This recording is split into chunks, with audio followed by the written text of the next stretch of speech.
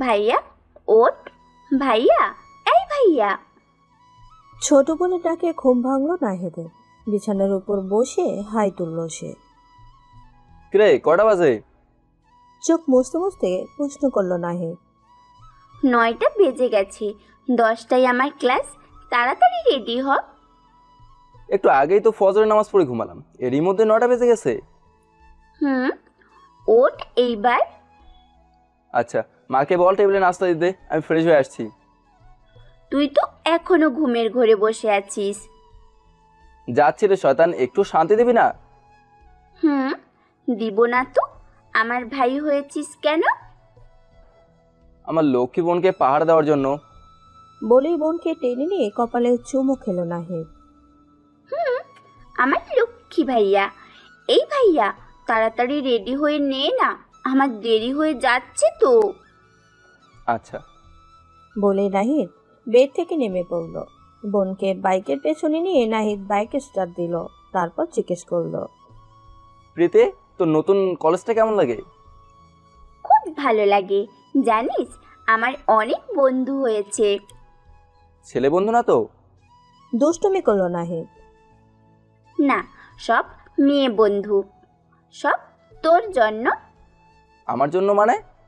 তুই আমার ভাই, তাই তোর সাথে ভাব করার জন্যই ওরা আমার বন্ধু হয়েছে।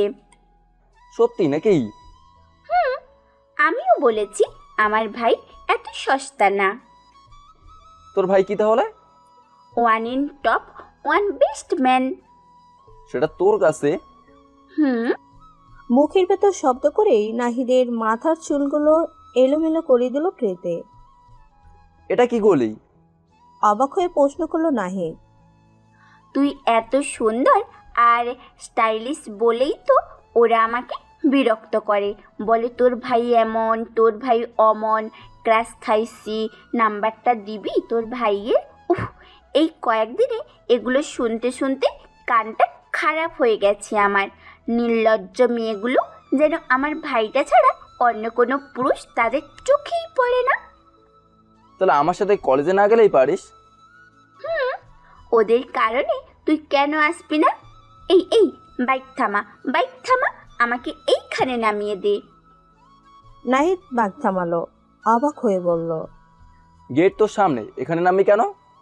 বাইক থেকে নেমে প্রীতি মুখে কৃত্রিম হাসি ফুটিয়ে বলল, আপনাকে আর কষ্ট করে গেট পর্যন্ত যেতেই হবে না। হাজারো মেয়ের ক্রাশকে নিয়ে গেট পর্যন্ত গেলে ধকলটা তো আমাকেই সামলাতে হবে। বলেই হাঁটতে লাগলো প্রীতি। তখন পেছন থেকে তার এক বান্ধবী ডাক দিল তাকে। প্রীতি থামলো। তার বান্ধবীটা পাশে এসে বাইকে বসা নাহিদের থেকে লজ্জামাখা মুখ নিয়ে তাকালো। তারপর লজ্জা লজ্জা ভাব নিয়ে হাত তুলে উচ্চারণ করলো, হাই। নাহিদ কিছু বলার আগেই প্রীতি তার বান্ধবীর হাত ধরে বলল, চল। তারপর সে তার বান্ধবীকে টেনে নিয়ে যেতে লাগলো। বোনের এমন আচরণ দেখে হেসে উঠল নাহিদ। ভার্সিটির গেট দিয়ে ঢুকতেই কয়েকটা মেয়ে প্রীতির পথ আটকে জিজ্ঞেস করলো, কিরে, তোর ভাই আসেনি আজ? প্রীতি কিছু বলার আগেই তার সাথে যে বান্ধবীটা ছিল সে জবাব দিল, এসেছে, বাইরে আছে এখনো। প্রীতি রাগ দেখিয়ে বলল, তোরা আমার ভাইটাকে কি পেয়েছিস? পৃথিবীতে কি আর কোনো পুরুষ নেই? দেখ, তোদেরকে একটা কথা বলে রাখি, ওর পেছনে ঘুরেও কোনো লাভ হবে না। ও কাউকে পাত্তাই দেবে না, ও এসব পছন্দই করে না। আমি যদি তোর ভাইয়ের মন জয় করতে পারি? রুকুজকে প্রশ্ন করলো রিয়া নামের একজন। পারবি না বলে লাভ নেই। চ্যালেঞ্জ। প্রীতি কিছুক্ষণ তাকিয়ে থাকলো রিয়ার দিকে, তারপর বলল, ওকে, চ্যালেঞ্জ। তোর ভাইয়ের নাম্বারটা দে। কিছুক্ষণ ভেবে প্রীতি রিয়ার মোবাইলে তার ভাইয়ের নাম্বারটি সেভ করে দিল। ঈশার নামাজ পড়ে নাহিদ মসজিদ থেকে বের হয়েছে মাত্র, তখন তার ফোনটা বেজে উঠল। রিসিভ করার আগেই কেটে গেল কল। এভাবে কয়েকবার মিস কল এলো তার ফোনে। মনে হয় কেউ দুষ্টুমি করছে তার সাথে। ফোনটা সাইলেন্ট করে এগোতে লাগলো সে বাসার দিকে। একটা শীতল হাওয়া বয়ে যাচ্ছে চারপাশে। শীতল হাওয়া গায়ে অনুভব করতে করতে যাচ্ছিল সে। পথে দেখা গেল গ্রামের এক মুরব্বীর সাথে। নাহিদ ওনাকে রহিম চাচা বলে ডাকে। সালাম দিয়ে সে রহিম চাচাকে জিজ্ঞেস করলো, কেমন আছো রহিম চাচা? ভালো আছি বাবাজি। বাসায় যাচ্ছ? হুম। তা বিয়ের শাদীর ব্যাপারে কিছু চিন্তা করছো, না কিভাবে কাটিয়ে দেবে? কি যে বলো না চাচা, ভাবছি এখন বাবার অফিস করব, তারপর বিয়ে শাদীর ব্যাপারে ভাববো। তোমার বয়সী সবাই তো বিয়ে করে কয়েক সন্তানের বাবা হয়ে গেছে, তুমি যে কবে করবা? চিন্তা করো না চাচা, আমিও বিয়ে করে তোমাকে ডজন খানেক নাতি নাতনির দাদু বানাবো। দুষ্টুমি করে বলল নাহিদ। একসাথে দুজন হেসে উঠল। তারপর নাহিদ নিজের বাড়িতে ঢুকে পড়ল। রাতে ঘুমানোর সময় ফোনটা বালিশের পাশে রাখতে স্ক্রিনে ভেসে উঠল ইনকামিং মেসেজ। নাহিদ মেসেজটা চেক করলো। সেই আননোন নাম্বার থেকে কেউ একজন মেসেজ লিখেছে, তোমায় আমি দেখেছিলাম বলে তুমি আমার পদ্মপাতা হলে, শিশির কণার মতন শূন্যে ঘুরে। শুনেছিলাম পদ্মপত্র আছে অনেক দূরে, খুঁজে খুঁজে পেলাম তাকে শেষে। জীবন আনন্দের একটি কবিতার অংশ। নাহিদ বুঝলো, কিন্তু এভাবে কে তাকে মেসেজ করবে? আগ্রহ নিয়ে ফোন করলো সেই নাম্বারটিতে। ফোন রিসিভ করতেই নাহিদ সালাম দিয়ে পরিচয় জানতে চাইলো। ওপাশ থেকে কোনো শব্দ হলো না। নাহিদ কয়েকবার হ্যালো হ্যালো করলো, তারপর কারো সাড়া না পেয়ে ফোন রেখে দিল। একটু পর আবার মেসেজ এলো, আপনি যেমন সুন্দর, আপনার ভয়েসটাও মুগ্ধকর। কে আপনি? মেসেজটার কোনো গুরুত্ব না দিয়ে নাহিদ ঘুমিয়ে পড়ল। পরদিন প্রীতিকে কলেজে নামিয়ে দিয়ে ফেরার সময় একটা মেয়ে নাহিদের বাইক থামালো। চোখ থেকে সানগ্লাস খুলে নাহিদ প্রশ্ন করলো, কে আপনি? আমি রিয়া। এত ভাব কিসের আপনার? সুন্দর চেহারা পেয়েছেন বলে এত ভাব নিয়ে চলতে হয়? আর কারোর কি সুন্দর চেহারা নেই? মেয়েটার এমন উদ্ভট কথা শুনে নাহিদ ভ্যাবাচাকা খেয়ে গেল। কি আশ্চর্য, আমি তো আপনাকে চিনিই না। আপনার সাথে ভাব দেখালাম কখন? দেখাচ্ছে গতকাল আপনাকে ফোন দিচ্ছি, মেসেজ দিচ্ছি, আর আপনি ভাব দেখাইছেন। ও, ওটা তাহলে আপনি। আমি তো কোনো ভাব দেখাইনি, বরং আমার ফোন রিসিভ করে আপনিই চুপ করেছিলেন। বেশ করছি চুপ থেকে, আমি তো আপনার কণ্ঠ শুনছিলাম, তাই বলে কেটে দিবেন ফোন? আর আপনি মেসেজের রিপ্লাই দেননি কেন? কি আশ্চর্য, এমনভাবে কথা বলছেন যেন আমার রিপ্লাই পাওয়াটা আপনার জন্মগত অধিকার। অধিকার। পাগলামি রাখুন, এখন পথ ছাড়ুন। সামনে থেকে সরে রিয়া বলল, মেসেজ দিলে রিপ্লাই করবেন কেমন? নাহিদ বাইক স্টার্ট দিয়ে কিছুটা এগিয়ে গেল। তারপর পেছনে ঘুরে হাসি মুখে বলল, ভালোই রোমান্টিক মেসেজ দিতে পারেন, অন্য কাউকে দিলে কাজে আসতে পারে। নাহিদের কথা শুনে রাগে ফুঁসলে উঠল রিয়া। বিকেলে জানালার গ্রিল ধরে বাইরে তাকিয়েছিল প্রীতি। নাহিদ এসে দাঁড়ালো তার পাশে। কিছুক্ষণ বাইরে তাকিয়ে সে প্রীতিকে জিজ্ঞেস করলো, রে, তোর যে গুন্ডি বান্ধবী আছে জানাসনি তো? গুন্ডি? অবাক হলো প্রীতি। রিয়া নামের মেয়েটা। আমার নাম্বার তুই দিয়েছিস তাই না? হুম, জোর করেছিল তাই। আর তুই দিয়ে দিলি? তুই জানিস না আমি সব পছন্দ করি না। সরি ভাইয়া, এই কান ধরলাম।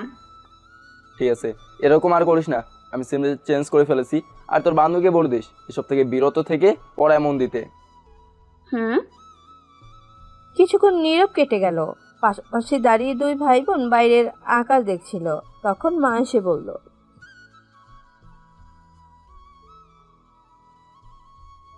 বাবা এসেছে। এই চল তো প্রীতি, বাবা কেন ডাকছে দেখি। তুই যা, আমার ভালো লাগছে না। ঠায় দাঁড়িয়ে থেকে জবাব দিল প্রীতি। নাহিদ জোর না করে মায়ের পিছু পিছু এসে বাবার পাশে দাঁড়ালো। ডেকেছো বাবা? পত্রিকা থেকে মুখ তুলে ছেলের দিকে তাকালো মাসুদ সাহেব। বস। নাহিদ বাবার পাশে বসলো। মাসুদ সাহেব বললেন, তোর জন্য কয়েকটা প্রস্তাব এসেছে বিয়ে। তোর মায়ের কাছে আছে ছবিগুলো, দেখে নিস। উফ বাবা, বলছি না আমি এখন বিয়ে করব না। তাহলে? এখন তোমার ব্যবসা সামলাবো আর তোমাকে অফিস করতে দেবো না।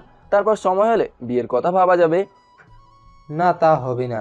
তুই যতদিন বিয়ে করবি না ততদিন আমি অবসর নেব না। এই তোমার শেষ কথা? তোর মাও এটা চায়। মায়ের দিকে তাকিয়ে নাহিদ বলল, মা, তুমিও বাবার পক্ষে? শুধু এটাতেই আমি তোর বিরুদ্ধে। সত্যি? খুশিতে ছেলেকে জড়িয়ে ধরলেন খালেদা বেগম। তারপর তার সামনে কিছু মেয়ের ছবি রেখে বললেন, দেখ, যাকে তোর পছন্দ হয় তার সাথেই তোর বিয়ে দিব। ছবিগুলো কিছুক্ষণ ঘেটে মুখটা ফ্যাকাশে করে নাহিদ বলল, না, একটা কেউ পছন্দ না। কি, এত সুন্দর সুন্দর মেয়ে তোর চোখে লাগলো না? না। আচ্ছা, এটা দেখতো। আর একটা ছবি এগিয়ে দিলেন খালেদা বেগম।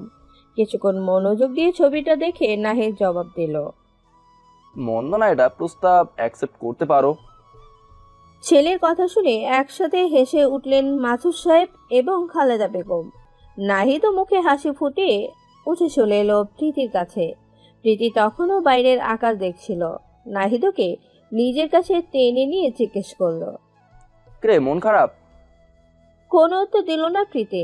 নাহিদ আবার বলল, আর মন খারাপ করে থাকিস না, এখন তোদের খুশির সময়। মন খারাপ করার কথা তো আমার। বাবা মা আমার বিয়ে ঠিক করছে। সত্যি? খুশিতে লাফিয়ে উঠল প্রীতি। খুব খুশি হয়েছিস না? তো হব না, খুশিতে তো আমার নাচতে ইচ্ছে হচ্ছে। ঢিঙ্কা চিকা ঢিঙ্কা চিকা। হয়েছে, থাম এবার।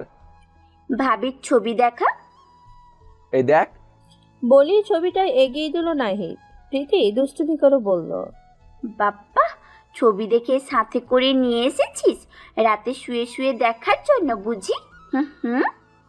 নাহিদ বোনের কান টেনে ধরে বলল, খুব দুষ্ট হয়েছিস।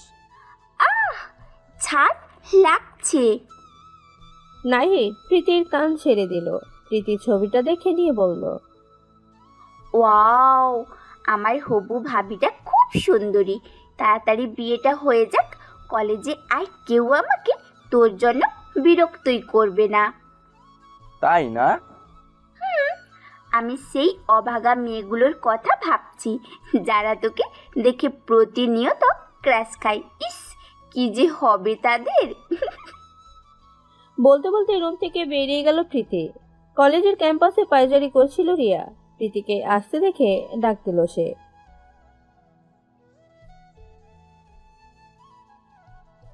এগিয়ে এলো প্রীতি।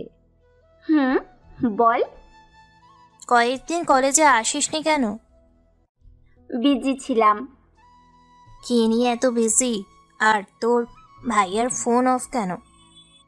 ভাইয়া সিম চেঞ্জ করেছে, তোকে যেদিন নাম্বার দিলাম সেই দিন। আর ভাইয়ার কথা ভুলেও ভাবিস না, ভাইয়ার বিয়ে ঠিক হয়ে গেছে। এই জন্য আমি কয়েকদিন আসিনি কলেজে। রিয়ার মুখটা হঠাৎ বিবর্ণ হতে শুরু করলো।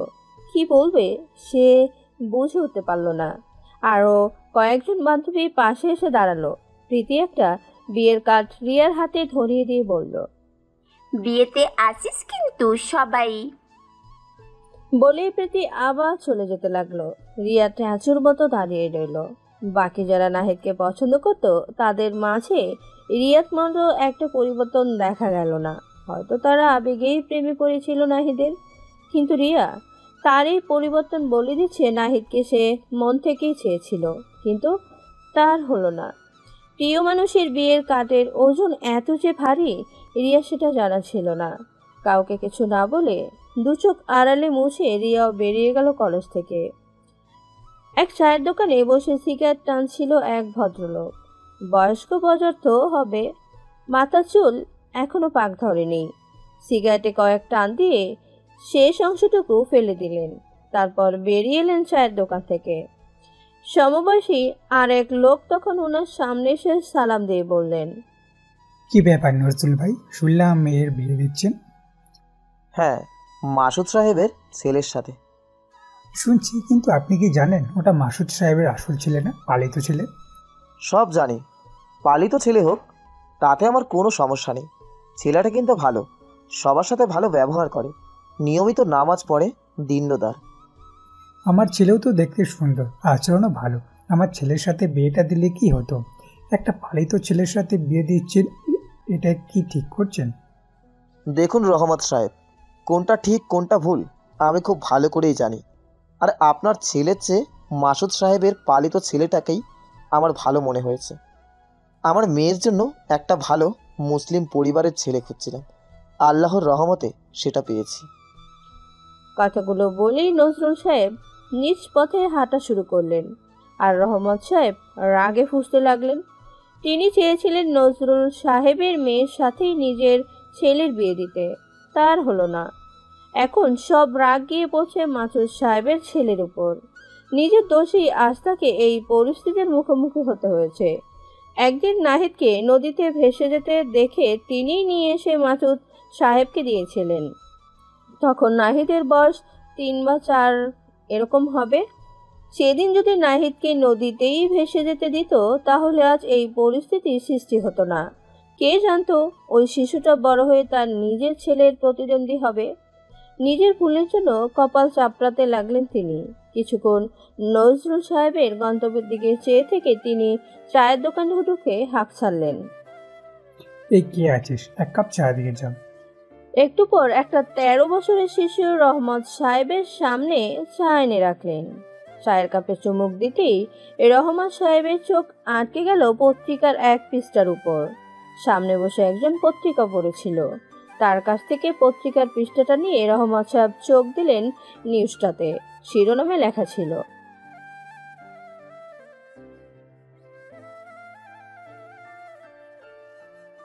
শিরোনাম পড়েই রহমত সাহেব গভীর মনোযোগে ডুবে গেলেন বিস্তারিত পড়তে।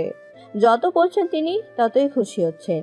সবকিছু মিলে যাচ্ছে, একই দিন তারিখ, একই নদী। পত্রিকায় যে হারানো সন্তানটার কথা বলা আছে সে নাহিদ ছাড়া আর কেউ নয়। পত্রিকায় তার আসল বাবা মায়ের ঠিকানা ও ফোন নাম্বার দেওয়া ছিল। রহমান সাহেব ওই নাম্বারে ফোন করলেন দেরি না করে। ওপাশ থেকে রিসিভ করতেই রহমান সাহেব উত্তেজিত হয়ে বললেন, হ্যালো হ্যালো, হ্যাঁ আমাকে আপনি চিনবেন না। পত্রিকায় একটা নিউজ পড়লাম আপনাদের হারানো সন্তানের ব্যাপারে, আমি তার সন্ধান দিতে পারি। ওপাশ থেকে তখন আর একটা উত্তেজিত কণ্ঠ শোনা গেল। সত্যি বলছেন? আপনি সত্যি বলছেন? প্লিজ বলুন, কোথায় গেলে আমি আমার ছেলেকে পাবো? রহমান সাহেব তখন নিজের ঠিকানাটা লোকটাকে দিয়ে ওনাকে এখানে আসতে বললেন। তারপর ফোন রেখে খুশি মনে বেরিয়ে এলেন চায়ের দাম দিয়ে। যে ভুলটা তিনি করেছিলেন আজ সেই ভুল তিনি শুধরাবেন। বাইক নিয়ে বাসার দিকে ফিরছিলেন নাহিদ। তখন তার পথ আটকালো রিয়া। আবার এই পাগলি মেয়েটাকে দেখে নাহিদ কিছুটা বিরক্ত হলো প্রথম, কিন্তু পরে রিয়ার আচরণ দেখে তার বিরক্ত ভাব চলে গেল।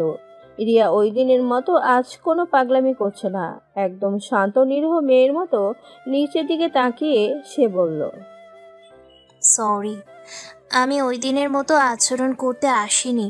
আমি আসলে ওই দিনে ঘটনার জন্য ক্ষমা চাইতে এসেছি।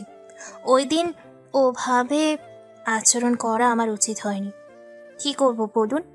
আমি আসলে অন্যভাবে আপনার মনে ঢুকতে চেয়েছিলাম। সবাই তো কত রকম ফর্ম্যালিটি নিয়ে প্রপোজ করে, আমি একটু ব্যতিক্রম হতে চেয়েছিলাম।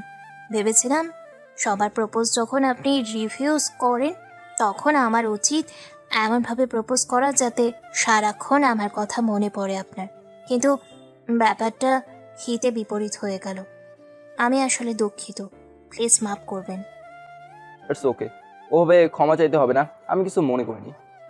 হেসে জবাব দিল নাহিদ, আমার কারণে সিম চেঞ্জ করেছেন, আবারও পুরনো সিম ইউজ করুন। আমি কখনো আর ফোন বা মেসেজ করব না। নাহিদ কোনো জবাব দিতে পারল না। এ কথার কিছুক্ষণ বিরতি নিয়ে রিয়া আবার বলল, শুনলাম বিয়ে হয়েছে আপনার, কংগ্রাচুলেশনস। বলার সময় গলাটা কেঁপে উঠল রিয়ার। নাহিদ আনমনা হয়ে জবাব দিল, ও ধন্যবাদ। আবারও কিছুক্ষণ নীরব কাটলো সময়। রিয়া দীর্ঘশ্বাস ছেড়ে নিচের দিকে তাকিয়ে থাকলো। তারপর হঠাৎ মুখ তুলে বলল, শুভকামনা রইল, আসি তাহলে, ভালো থাকবেন। বলি নাহিদের পাশ কাটিয়ে চলে এলো। চোখ দুটো আর বাধা মারল না। অনেক কষ্টে অশ্রুগুলো আটকে রেখেছিল সে। নাহিদকে পাশ কাটাতেই ওগুলো টুপটাপ করে পড়তে লাগলো তার চোখের কোণ বেয়ে। পেছনে নাহিদের বাইকের শব্দ ক্রমাগত দূরে যেতে লাগলো। রহমান সাহেব বাসার বারান্দায় পাচারি করছিলেন আর অপেক্ষা করছিলেন কবে নাহিদের আসল বাবা মা আসবে। ওরা আসলে নাহিদকে ফিরে পেতে চাইবে ওরা। মাথুর সাহেব দিতে না চাইলে আইনের মাধ্যমে নেবে। তারপর ঘটনা অনেক লম্বা হয়ে যাবে আর বিয়েটাও ভেঙে যাবে। রহমান সাহেব এসব ভাবছিলেন তখন তাদের বাসার কাজের লোকটা এসে জানালো বাইরে এক গৌর দম্পতি এসেছে। রহমান সাহেব ওদেরকে ভেতরে নিয়ে আসতে বললেন। দম্পতিটা ভেতরে এসে রহমান সাহেবের দিকে তাকিয়ে বললেন, নমস্কার। নমস্কার শব্দটা শুনেই চমকে উঠলেন রহমান সাহেব। অস্ফুটে তিনিও শব্দ করে এলেন, নমস্কার। রহমান সাহেব দম্পতিটাকে ভেতরে আসতে দিলেন। তারপর মনের সংকটটা দূর করতে ইতস্তত করে জিজ্ঞেস করলেন, আপনার কি সন্তানের খোঁজে এসেছেন? জি মশাই, আমার নাম রমেশ দে আর ও আমার স্ত্রী পূজা দে। 25 বছর ধরে আমরা আমাদের সন্তানকে খুঁজে বেড়াচ্ছি। আপনি দয়া করে দেরি না করে আমাদের ছেলের কাছে নিয়ে চলুন।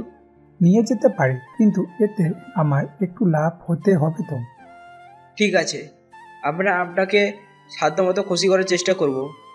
তারপরও একটা সমস্যা। কি? আপনাদের ছেলে তো একটা মুসলিম পরিবারে বড় হয়েছে। তাদের সমস্যা নেই, এখন আমাদের ধর্মে পালন করবে। জন্মগতভাবে সে হিন্দু। সেটা আপনারাই বুঝবেন, আমার লাভটা আমি পেলেই হবে। চলুন তাহলে। রহমান সাহেব ওদেরকে নিয়ে উঠে দাঁড়ালেন। ইহেম, মাসুদ ভাই আসছেন নাকি বাড়িতে? মাথুর সাহেবের বাড়িতে এসে উঠানে দাঁড়িয়ে এক হাঁক ছাড়লেন রহমান সাহেব। একটু পর মাথুর সাহেব বেরিয়ে এলেন। পরনে ধুতি আর হাতাকাটা গেঞ্জি ছিল তার, চোখে কাচের চশমা। চশমাটা খুলে পরিষ্কার করে আবার চোখে দিয়ে তিনি বললেন, কি ব্যাপার রহমত, তুমি হঠাৎ? আর এরা কারা? রহমান সাহেব মুখটা স্নান করে বললেন, মাসুদ ভাই, দুঃখের কথা কি বলবো, এরা আমাদের নাহিদ বাবাজির আসল বাবা মা। নাহিদ বাবাজিকে নিয়ে যেতে এসেছেন। কথাটা শুনেই মাথুর সাহেবের মনে হলো তার পায়ের নিচ থেকে মাটি সরে যাচ্ছে আর তিনি কোনো গভীর সুড়ঙ্গ গিয়ে পড়ছেন। এই কথাটা শোনার জন্য তিনি একটু প্রস্তুত ছিলেন না। থমকে গেলেন তিনি, কোনো জবাব দিতে পারলেন না। কি ব্যাপার মাসুদ ভাই, কিছু বলছেন না যে? রহমান সাহেব তাগাদা দিলেন। তার কথায় সম্মতি ফিরে পেলেন মাথুর সাহেব। মুখ দিয়ে কোনো কথা বের হতে চাইল না তার, তবুও কষ্ট করে বললেন, আপনারা যে নাহিদের আসল বাবা মা তার কোনো প্রমাণ আছে? বলার সময় মাথুর সাহেবের গলাটা কেঁপে উঠল। এই প্রশ্নটা করে তিনি আশার আলো দেখতে চেয়েছিলেন, যাতে নাহিদকে নিজের কাছে রাখা যায়। তাকে নিরাশ করে রমেশ দে বললেন, জি মশাই, তার শিশু বয়সের ছবি আছে আমার কাছে। এই যে ছবি। মাথুর সাহেবের হাতে তিনি একটা ছবি তুলে দিলেন।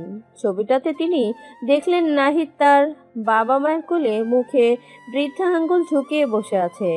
তার পরনে একই পোশাক যেটা নদীতে ভেসে যাওয়ার সময় তার গায়ে ছিল। মাথুর সাহেবের বুঝতে আর বাকি রইল না, এরাই নাহিদের আসল বাবা মা। নাহিদের প্রতি এদের অধিকারটাই বেশি। 25 বছর কেটে গেল, একবারের জন্য তার মনে হয়নি কেউ এসে নাহিদকে দাবি করে বসবে। মনে হয়নি কেউ নাহিদকে নিয়ে যেতে চাইবে। শুধু মনে হয়েছে নাহিদ তার নিজের সন্তান, আজীবন তাকে বুকে আঁকলিয়ে কাটিয়ে দেবেন। কিন্তু আজ তিনি সবচেয়ে অপ্রিয় সত্যর মুখোমুখি হলেন। মাথুর সাহেবকে চুপ করে থাকতে দেখে রমেশ বাবুর স্ত্রী কেঁদে কেঁদে বললেন, জনাব, দয়া করে আমাদের ছেলেকে আমাদের কাছে ফিরিয়ে দিন। বন্যার সময় আমরা তাকে হারিয়ে ফেলেছিলাম। তারপর থেকে ওকে আমরা শুধু খুঁজেই চলেছি। 25টা বছর কিভাবে যে আমরা কাটালাম, এমন পরিস্থিতি যেন আমাদের শত্রুর জীবনেও না আসে। দয়া করে আমাদের ছেলেকে ফিরিয়ে দিন। বলতে বলতে মাথুর সাহেবের পায়ে পড়তে চাইলেন তিনি। মাথুর সাহেব তাকে আঁকিয়ে বললেন, এ কি করছেন আপনি? আপনাদের ছেলেকে আপনারাই পাবেন। দরজার পাশে দাঁড়িয়ে এতক্ষণ সবার কথা শুনছিলেন খালেদা বেগম। তার বুকটা কাঁপছিল আর আনমনি প্রার্থনা করেছিলেন যেন নাহিদকে হারাতে না হয়। মাথুর সাহেবের কথা শুনি হঠাৎ তিনি চিৎকার দিয়ে উঠলেন, না, নাহিদ আমার ছেলে, ওকে আমি কাউকে দিব না। স্ত্রীর দিকে এগিয়ে গেলেন মাথুর সাহেব। স্ত্রীর কাঁধে হাত রেখে শান্ত করার চেষ্টা করলেন, অথচ নিজের ভেতরে তখন যেন বিশাল এক কষ্টের নদী বয়ে যাচ্ছিল।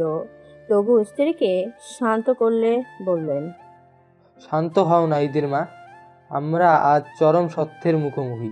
ওদের সন্তান ওদেরকেই ফিরিয়ে দিতে হবে। 25 বছর যে নাহিদকে আমরা সন্তান হিসেবে পেয়েছি, এটা কম কিসি। আবেগ আরো বেড়ে গেলে খালেদা বেগমের। জোরে কেঁদে উঠে স্বামীকে জড়িয়ে ধরলেন তিনি। মাথুর সাহেব স্ত্রীর মাথায় হাত বোলাতে লাগলেন। কাচের চশমার ভেতর দিয়ে বেয়ে বেয়ে অশ্রু ঝরতে লাগলো তার। বাইরে বাইকের শব্দ হতেই মাথুর সাহেব নিজেকে সামলিয়ে বের হয়ে এলেন। খালেদা বেগম আরো উত্তেজিত হয়ে ছুটে গেলেন ছেলের দিকে। বাইক থেকে নেমে নাহিদ ও প্রীতি অবাক হয়ে দেখলো এসব কাণ্ড। কিছুই বুঝলো না তারা। খালেদা বেগম নাহিদকে বুকে জড়িয়ে নিয়ে কাঁদতে কাঁদতে বললেন, নাহিদ, তুই আমার ছেলে। বল বাবা, তুই আমার ছেলে।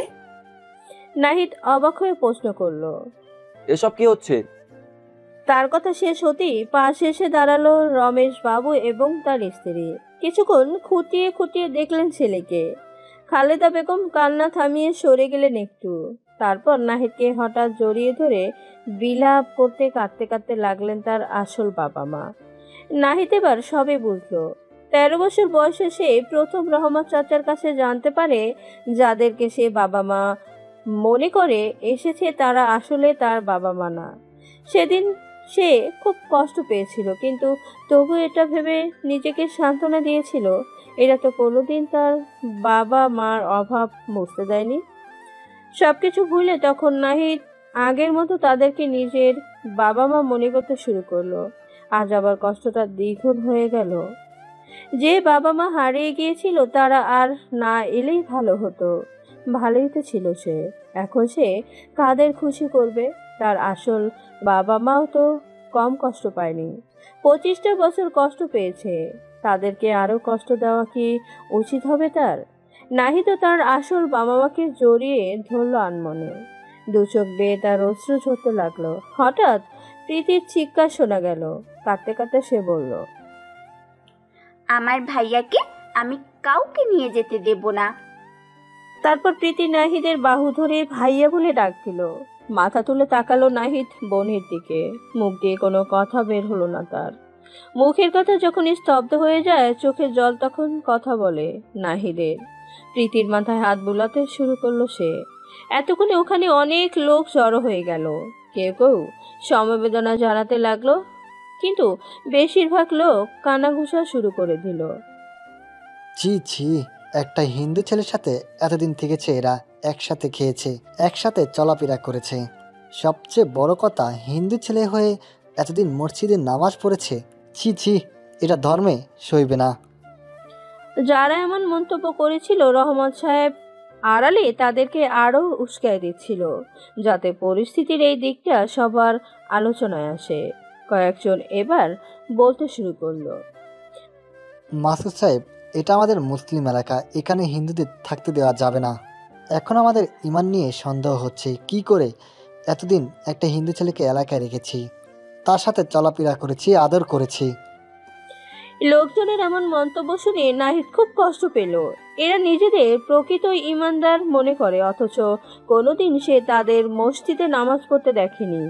এবার আরেকজন মন্তব্য করলো, মসজিদটা বোধহয় ধুয়ে ফেলতে হবে, নাহলে হিন্দুদের ছোঁয়া লেগে থাকবে। এই মন্তব্যটা সবচেয়ে বেশি আঘাত করলো নাহিদকে। চোখ বুজে সে উপরের দিকে তাকালো। বন্ধ চোখের ফাঁক দিয়ে টুপটুপ করে পড়তে লাগলো অশ্রুকণা। বেশ কিছুক্ষণ কেটে গেল। রহমান সাহেব মসজিদের ইমামকে নিয়ে হাজির হলেন। আগেই তিনি ইমাম সাহেবের জুম্মার পকেটটা টাকা দিয়ে ভর্তি করে দিলেন, মিথ্যে ফতুয়া দেওয়ার জন্য। ইমাম সাহেব টাকার জন্য হঠাৎ নিজের আদর্শ ভুলে গেলেন। দুই একটা জোর করে কাশি দিয়ে তিনি সবার উদ্দেশ্যে বললেন, শোনেন, আপনারা যা হওয়ার হয়ে গেছে, নাহিদের কোনো দোষ নেই এতে। সে জানতো না যে তার জন্ম হিন্দু পরিবারে, সে হিসাবে সে একজন হিন্দু। এতদিন সে মুসলিম হিসেবে ইবাদত করেছে, মসজিদে গেছে, মুসলিমদের সাথে চলাফেরা করেছে। অজান্তে সে অপরাধ করেছে হয়তো। আসুন আমরা তার দোষগুলো ক্ষমা করে দেই। এখন সব কিছু জানার পর তাকে যদি এখানে রাখা হয়, তাহলে আমাদের ইমানের টানাটানি হতে পারে। তাই বলবো নাহিদ যেন তার আসল বাবা মার কাছেই চলে যায়। ইমামের কথা শুনে নাহিদ তার সামনে এলো। কিছুক্ষণ নির্বাক দৃষ্টিতে চেয়ে রইল ইমামের দিকে। তারপর হঠাৎ চাপা শ্বাসটা ছেড়ে বলল, হুজুর, আপনি না আমাকে খুব ভালোবাসতেন, আমাকে ছেলের মতো আদর করতেন? নাহিদের এমন প্রশ্নে ইমাম সাহেব থতমত খেয়ে গেল। কিছুক্ষণ ইতস্তত করে বলল, দেখো বাবা, আমাদের নিয়মের মধ্যেই চলতে হবে। এবার মাথুর সাহেব ভগ্ন কণ্ঠে বললেন, আমি নাহিদকে তার আসল বাবা মার কাছেই তুলে দিতাম। তারপরও তার সাথে সম্পর্ক রাখার ইচ্ছে ছিল, কিন্তু সবাই মিলে আমাদের বাপ ছেলেকে তোমরা আলাদা করে দিলি। বলেই তিনি ছেলেকে জড়িয়ে ধরে বাচ্চা শিশুর মতো কাঁদতে লাগলেন। দুজনের চোখের জল তখন পরস্পরের কাঁধ ভিজতে লাগলো। তাদের পাশে প্রীতিও সমান বেগে কেঁদে চলছে, আর খালেদা বেগম ভেতরে গিয়ে বিলাপ ধরলেন ছেলের জন্য। যেন পুরো পরিবারটা হঠাৎ শোকের আবরণে ছেয়ে গেছে। অনেকক্ষণ কান্না করার পর বাপ ছেলে নিজেদের সামলিয়ে নিয়ে মাথুর সাহেব সবার উদ্দেশ্যে বললেন, নাহিদ চলে যাবেই, তবে সবার কাছে অনুরোধ, তার বিয়েটা হওয়া পর্যন্ত তাকে তোমরা থাকতে দাও। লোকজনের মধ্যে থেকে তখন নজরুল সাহেবের কণ্ঠ শোনা গেল। রহমান সাহেব তাকে ফোন দিয়ে আসতে বলেছে, সব নিজ চোখে দেখার জন্য। তিনি বললেন, তার আর প্রয়োজন হবে না। আমি আমার মেয়ের বিয়েটা একজন ভালো মুসলিম ছেলের সাথেই দিতে চেয়েছিলাম, কিন্তু জেনে শুনে একটা হিন্দুর সাথে বিয়ে দেব না। এ কি বলছেন আপনি? বিয়ের সব ঠিকঠাক আর আপনি বিয়েটা ভেঙে দিবেন? দুঃখিত মাসুদ সাহেব, আমাকে আপনি ক্ষমা করবেন। নজরুল সাহেবের কথার কোনো জবাব দিতে পারলেন না মাথুর সাহেব। স্তব্ধ হয়ে গেলেন তিনি। এর একটু পরেই নজরুল সাহেব চলে গেলেন। রমেশ বাবু তখন মাথুর সাহেবকে নম্রভাবে বললেন, মশাই, আপনাদের ধর্মে যদি আপত্তি না থাকতো তাহলে আমাদের ছেলেকে আপনাদের সাথে সম্পর্ক রাখতে আমরা বাধা দিতাম না। এত বছর আমাদের ছেলেকে আপনারা নিজেদের ছেলের মতো মানুষ করেছেন, এজন্য আমরা আপনাদের কাছে চিরঋণী হয়ে গেলাম। এই ঋণ শোধ করার কোনো ক্ষমতা আমাদের নেই। মাথুর সাহেব এবারও কোনো জবাব দিতে পারলেন না। নাহিদ ওনার হাত ধরে বলল, বাবা, ওরা তো আমাদের আলাদা করে দিল, একজনের সম্পর্ক মুহূর্তেই মিথ্যে করে দিল। আমরা তাহলে চলে যাই, আমরা থাকলে হয়তো পাপ আরো বাড়তে পারে তোমাদের। যাচ্ছি আমরা। শেষবারের মতো মাথুর সাহেব ছেলেকে জড়িয়ে ধরলেন। আবার ভেতর থেকে ছুটে এলেন খালেদা বেগম। নাহিদ বাবার কাছ থেকে আলিঙ্গন মুক্ত হয়ে মায়ের চোখে জল মুছে দিতে গিয়ে ব্যর্থ হলো। আবেগ জড়িত কণ্ঠে সে বলল, যাচ্ছি রে মা, তোমরা ভালো থেকো। প্রশ্নোত্তরে খালেদা বেগম চোখ বন্ধ করে শুধু অশ্রু ছড়ালেন। যাওয়ার সময় নাহিদ প্রীতিকে বলল, প্রীতিরে, তোকে ভীষণ মিস করব। তোকে ছেড়ে যেতে ভীষণ কষ্ট হচ্ছে রে আমার। মনে হচ্ছে আমার কলিজাটা এখানে রেখে যাচ্ছি। ভালো থাকিস, আর মনে করিস তোর কোনোদিন ভাই ছিল না। ভাইয়া বলি আর্তনাদ করে উঠল প্রীতি। কিছুক্ষণ ভাই বোন জড়িয়ে ধরে কাঁদলো। এতদিনের বন্ধন সহজে কি ভোলা যায়? একসময় নাহিদ নিজেকে সামলে নিয়ে রমেশ বাবুকে বলল, চলো বাবা। তারপর সে তার আসল বাবা মাকে নিয়ে ফিরে চলল নিজ গন্তব্যে। পেছনে তার আপন জনগুলোর কান্নার শব্দ ক্রমশই দূরে সরতে লাগলো। বাস স্টপে এসে ওরা বাসের জন্য অপেক্ষা করছিল। তখন রহমান সাহেব এসে রমেশ বাবুর সামনে দাঁড়ালেন। মুখের কাছে মুষ্টিবদ্ধ হাত নিয়ে গিয়ে একবার কাশলেন। তারপর রমেশ বাবুকে বললেন, রমেশবাবু একটু আড়ালে আসুন তো। রহমান সাহেবের সাথে আড়ালে এলেন রমেশ বাবু। তখন নিচু কণ্ঠে রহমান সাহেব বললেন, ইয়ে মানে রমেশবাবু, আমাকে খুশি করার কথা ছিল। রমেশ বাবু একটা টাকার বান্ডিল বের করে তার হাতে দিলেন। মুহূর্তেই বান্ডিলটা ভেতরে পকেটে মিলিয়ে ফেললেন তিনি। তারপর হেসে বললেন, সব ঠিক আছে, তাহলে চলুন আপনাদের বাসে তুলে দিন।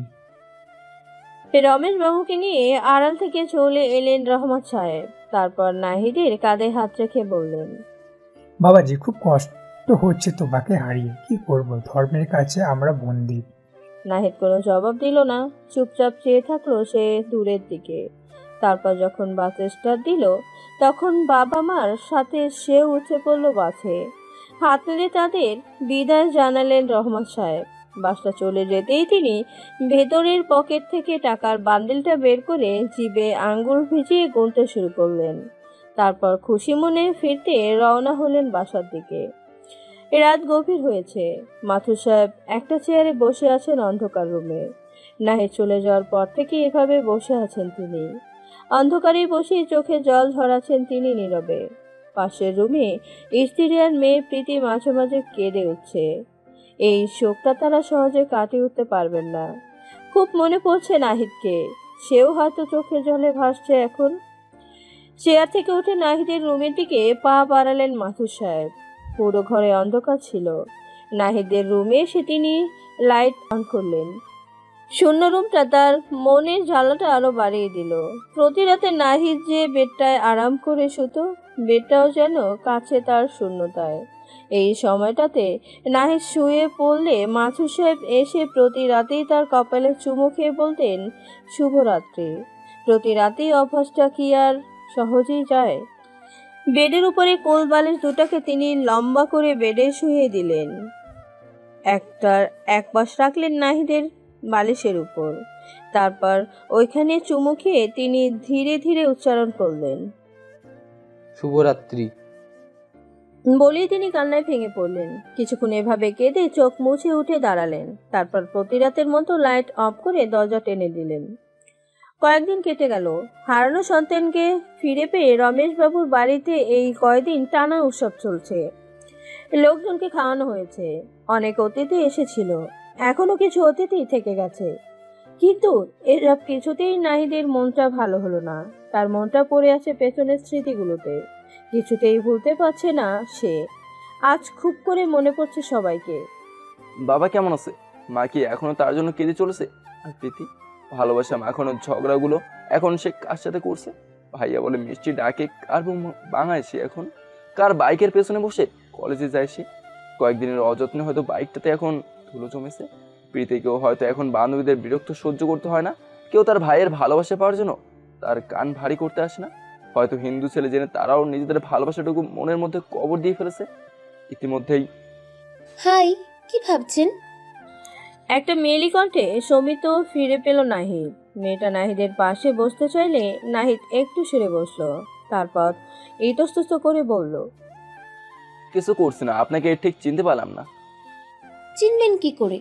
আপনি তো হারিয়ে গিয়েছিলেন। এনিওয়ে, আমি রাধিকা, আপনার ছোট মাসির মেয়ে। ও, আমি নাহিদ। জানি, নাহিদ নামটা শুনতে কেমন জানি লাগে, মুসলিম নাম। আচ্ছা, নামটা চেঞ্জ করবেন না? কথাটা ভালো লাগলো না নাহিদের। আমি উঠছি, আপনি তাহলে থাকুন। বলেই নাহিদ উঠে দাঁড়ালো। তারপর বেরিয়ে এলো বাসা থেকে।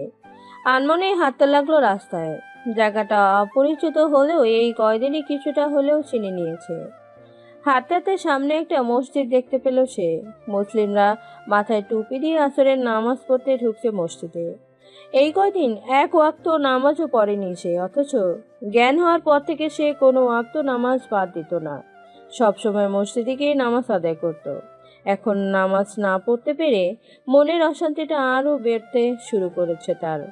আচ্ছা, এখন যদি সে মসজিদে নামাজ পড়তে ঢুকে, তাহলে এরাও কি তাকে অপমান করে বের করে দিবে? কিছুক্ষণ এক দৃষ্টিতে মসজিদের দিকে চেয়ে থেকে একটা চাপা নিঃশ্বাস ছাড়ল নাহিদ বাতাসে। তারপর আবার আনমনে হাঁটতে লাগলো।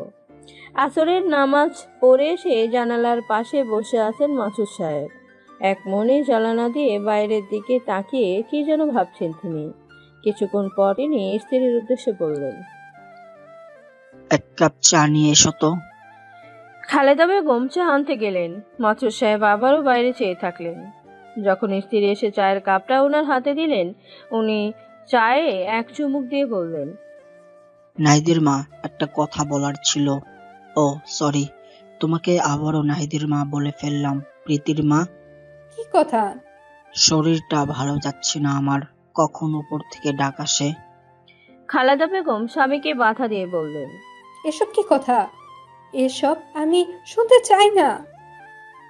আরে শোনো না, কখন চলে যাই বলা তো চায় না। ছেলের বিয়ে নিয়ে অনেক আশা ছিল, পূরণ তো হলো না।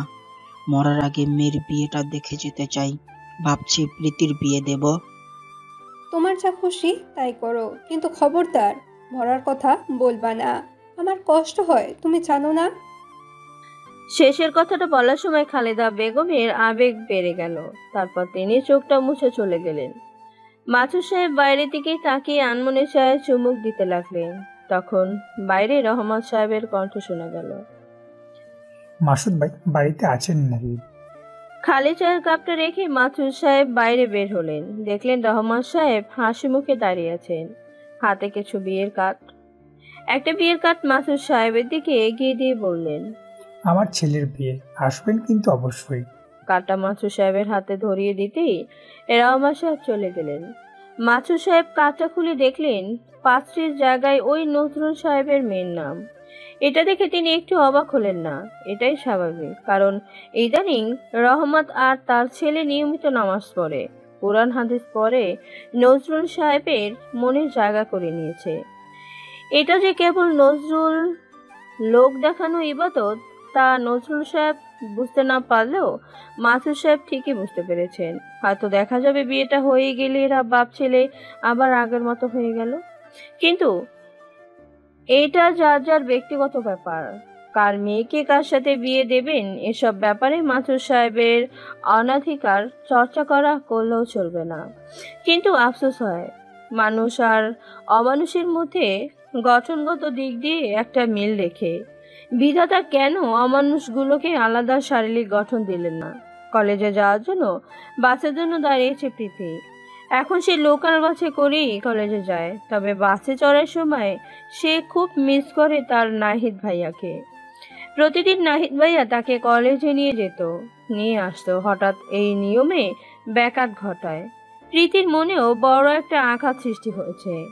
একই বাসে সে থামতেই প্রীতি উঠে বসলো বাসে। বাসের সিটে আরো কয়েকজন কলেজের মেয়ে ছিল। এরা এখন তেমন কথা বলে না প্রীতির সাথে, অথচ একটা সময় ছিল এরা তার সাথে ভাব জমানোর জন্য পাগল ছিল, সবসময় তার খোঁজ নিত, কলেজে তার জন্য অপেক্ষা করত, সবাই যে সময়ের প্রয়োজনেই ভাব নিত। এখন প্রীতি খুব ভালো করেই বুঝতে পেরেছে, তবে সব মেয়ে এমন হলেও একটা মেয়ে ছিল ভিন্ন। সে হয়তো সত্যিই ভালোবেসেছিল নাহিদকে, সে আর কেউ না, রিয়া। রিয়াকে খুব মিস করে প্রীতি। নাহিদের বিয়ের কথা শোনার পর সে স্বাভাবিক ছিল না। এরপর থেকে সে আর কলেজে আসেনি। প্রীতি তার খোঁজে অনেকবার চেষ্টা করেছিল, কিন্তু ব্যর্থ হয়েছে।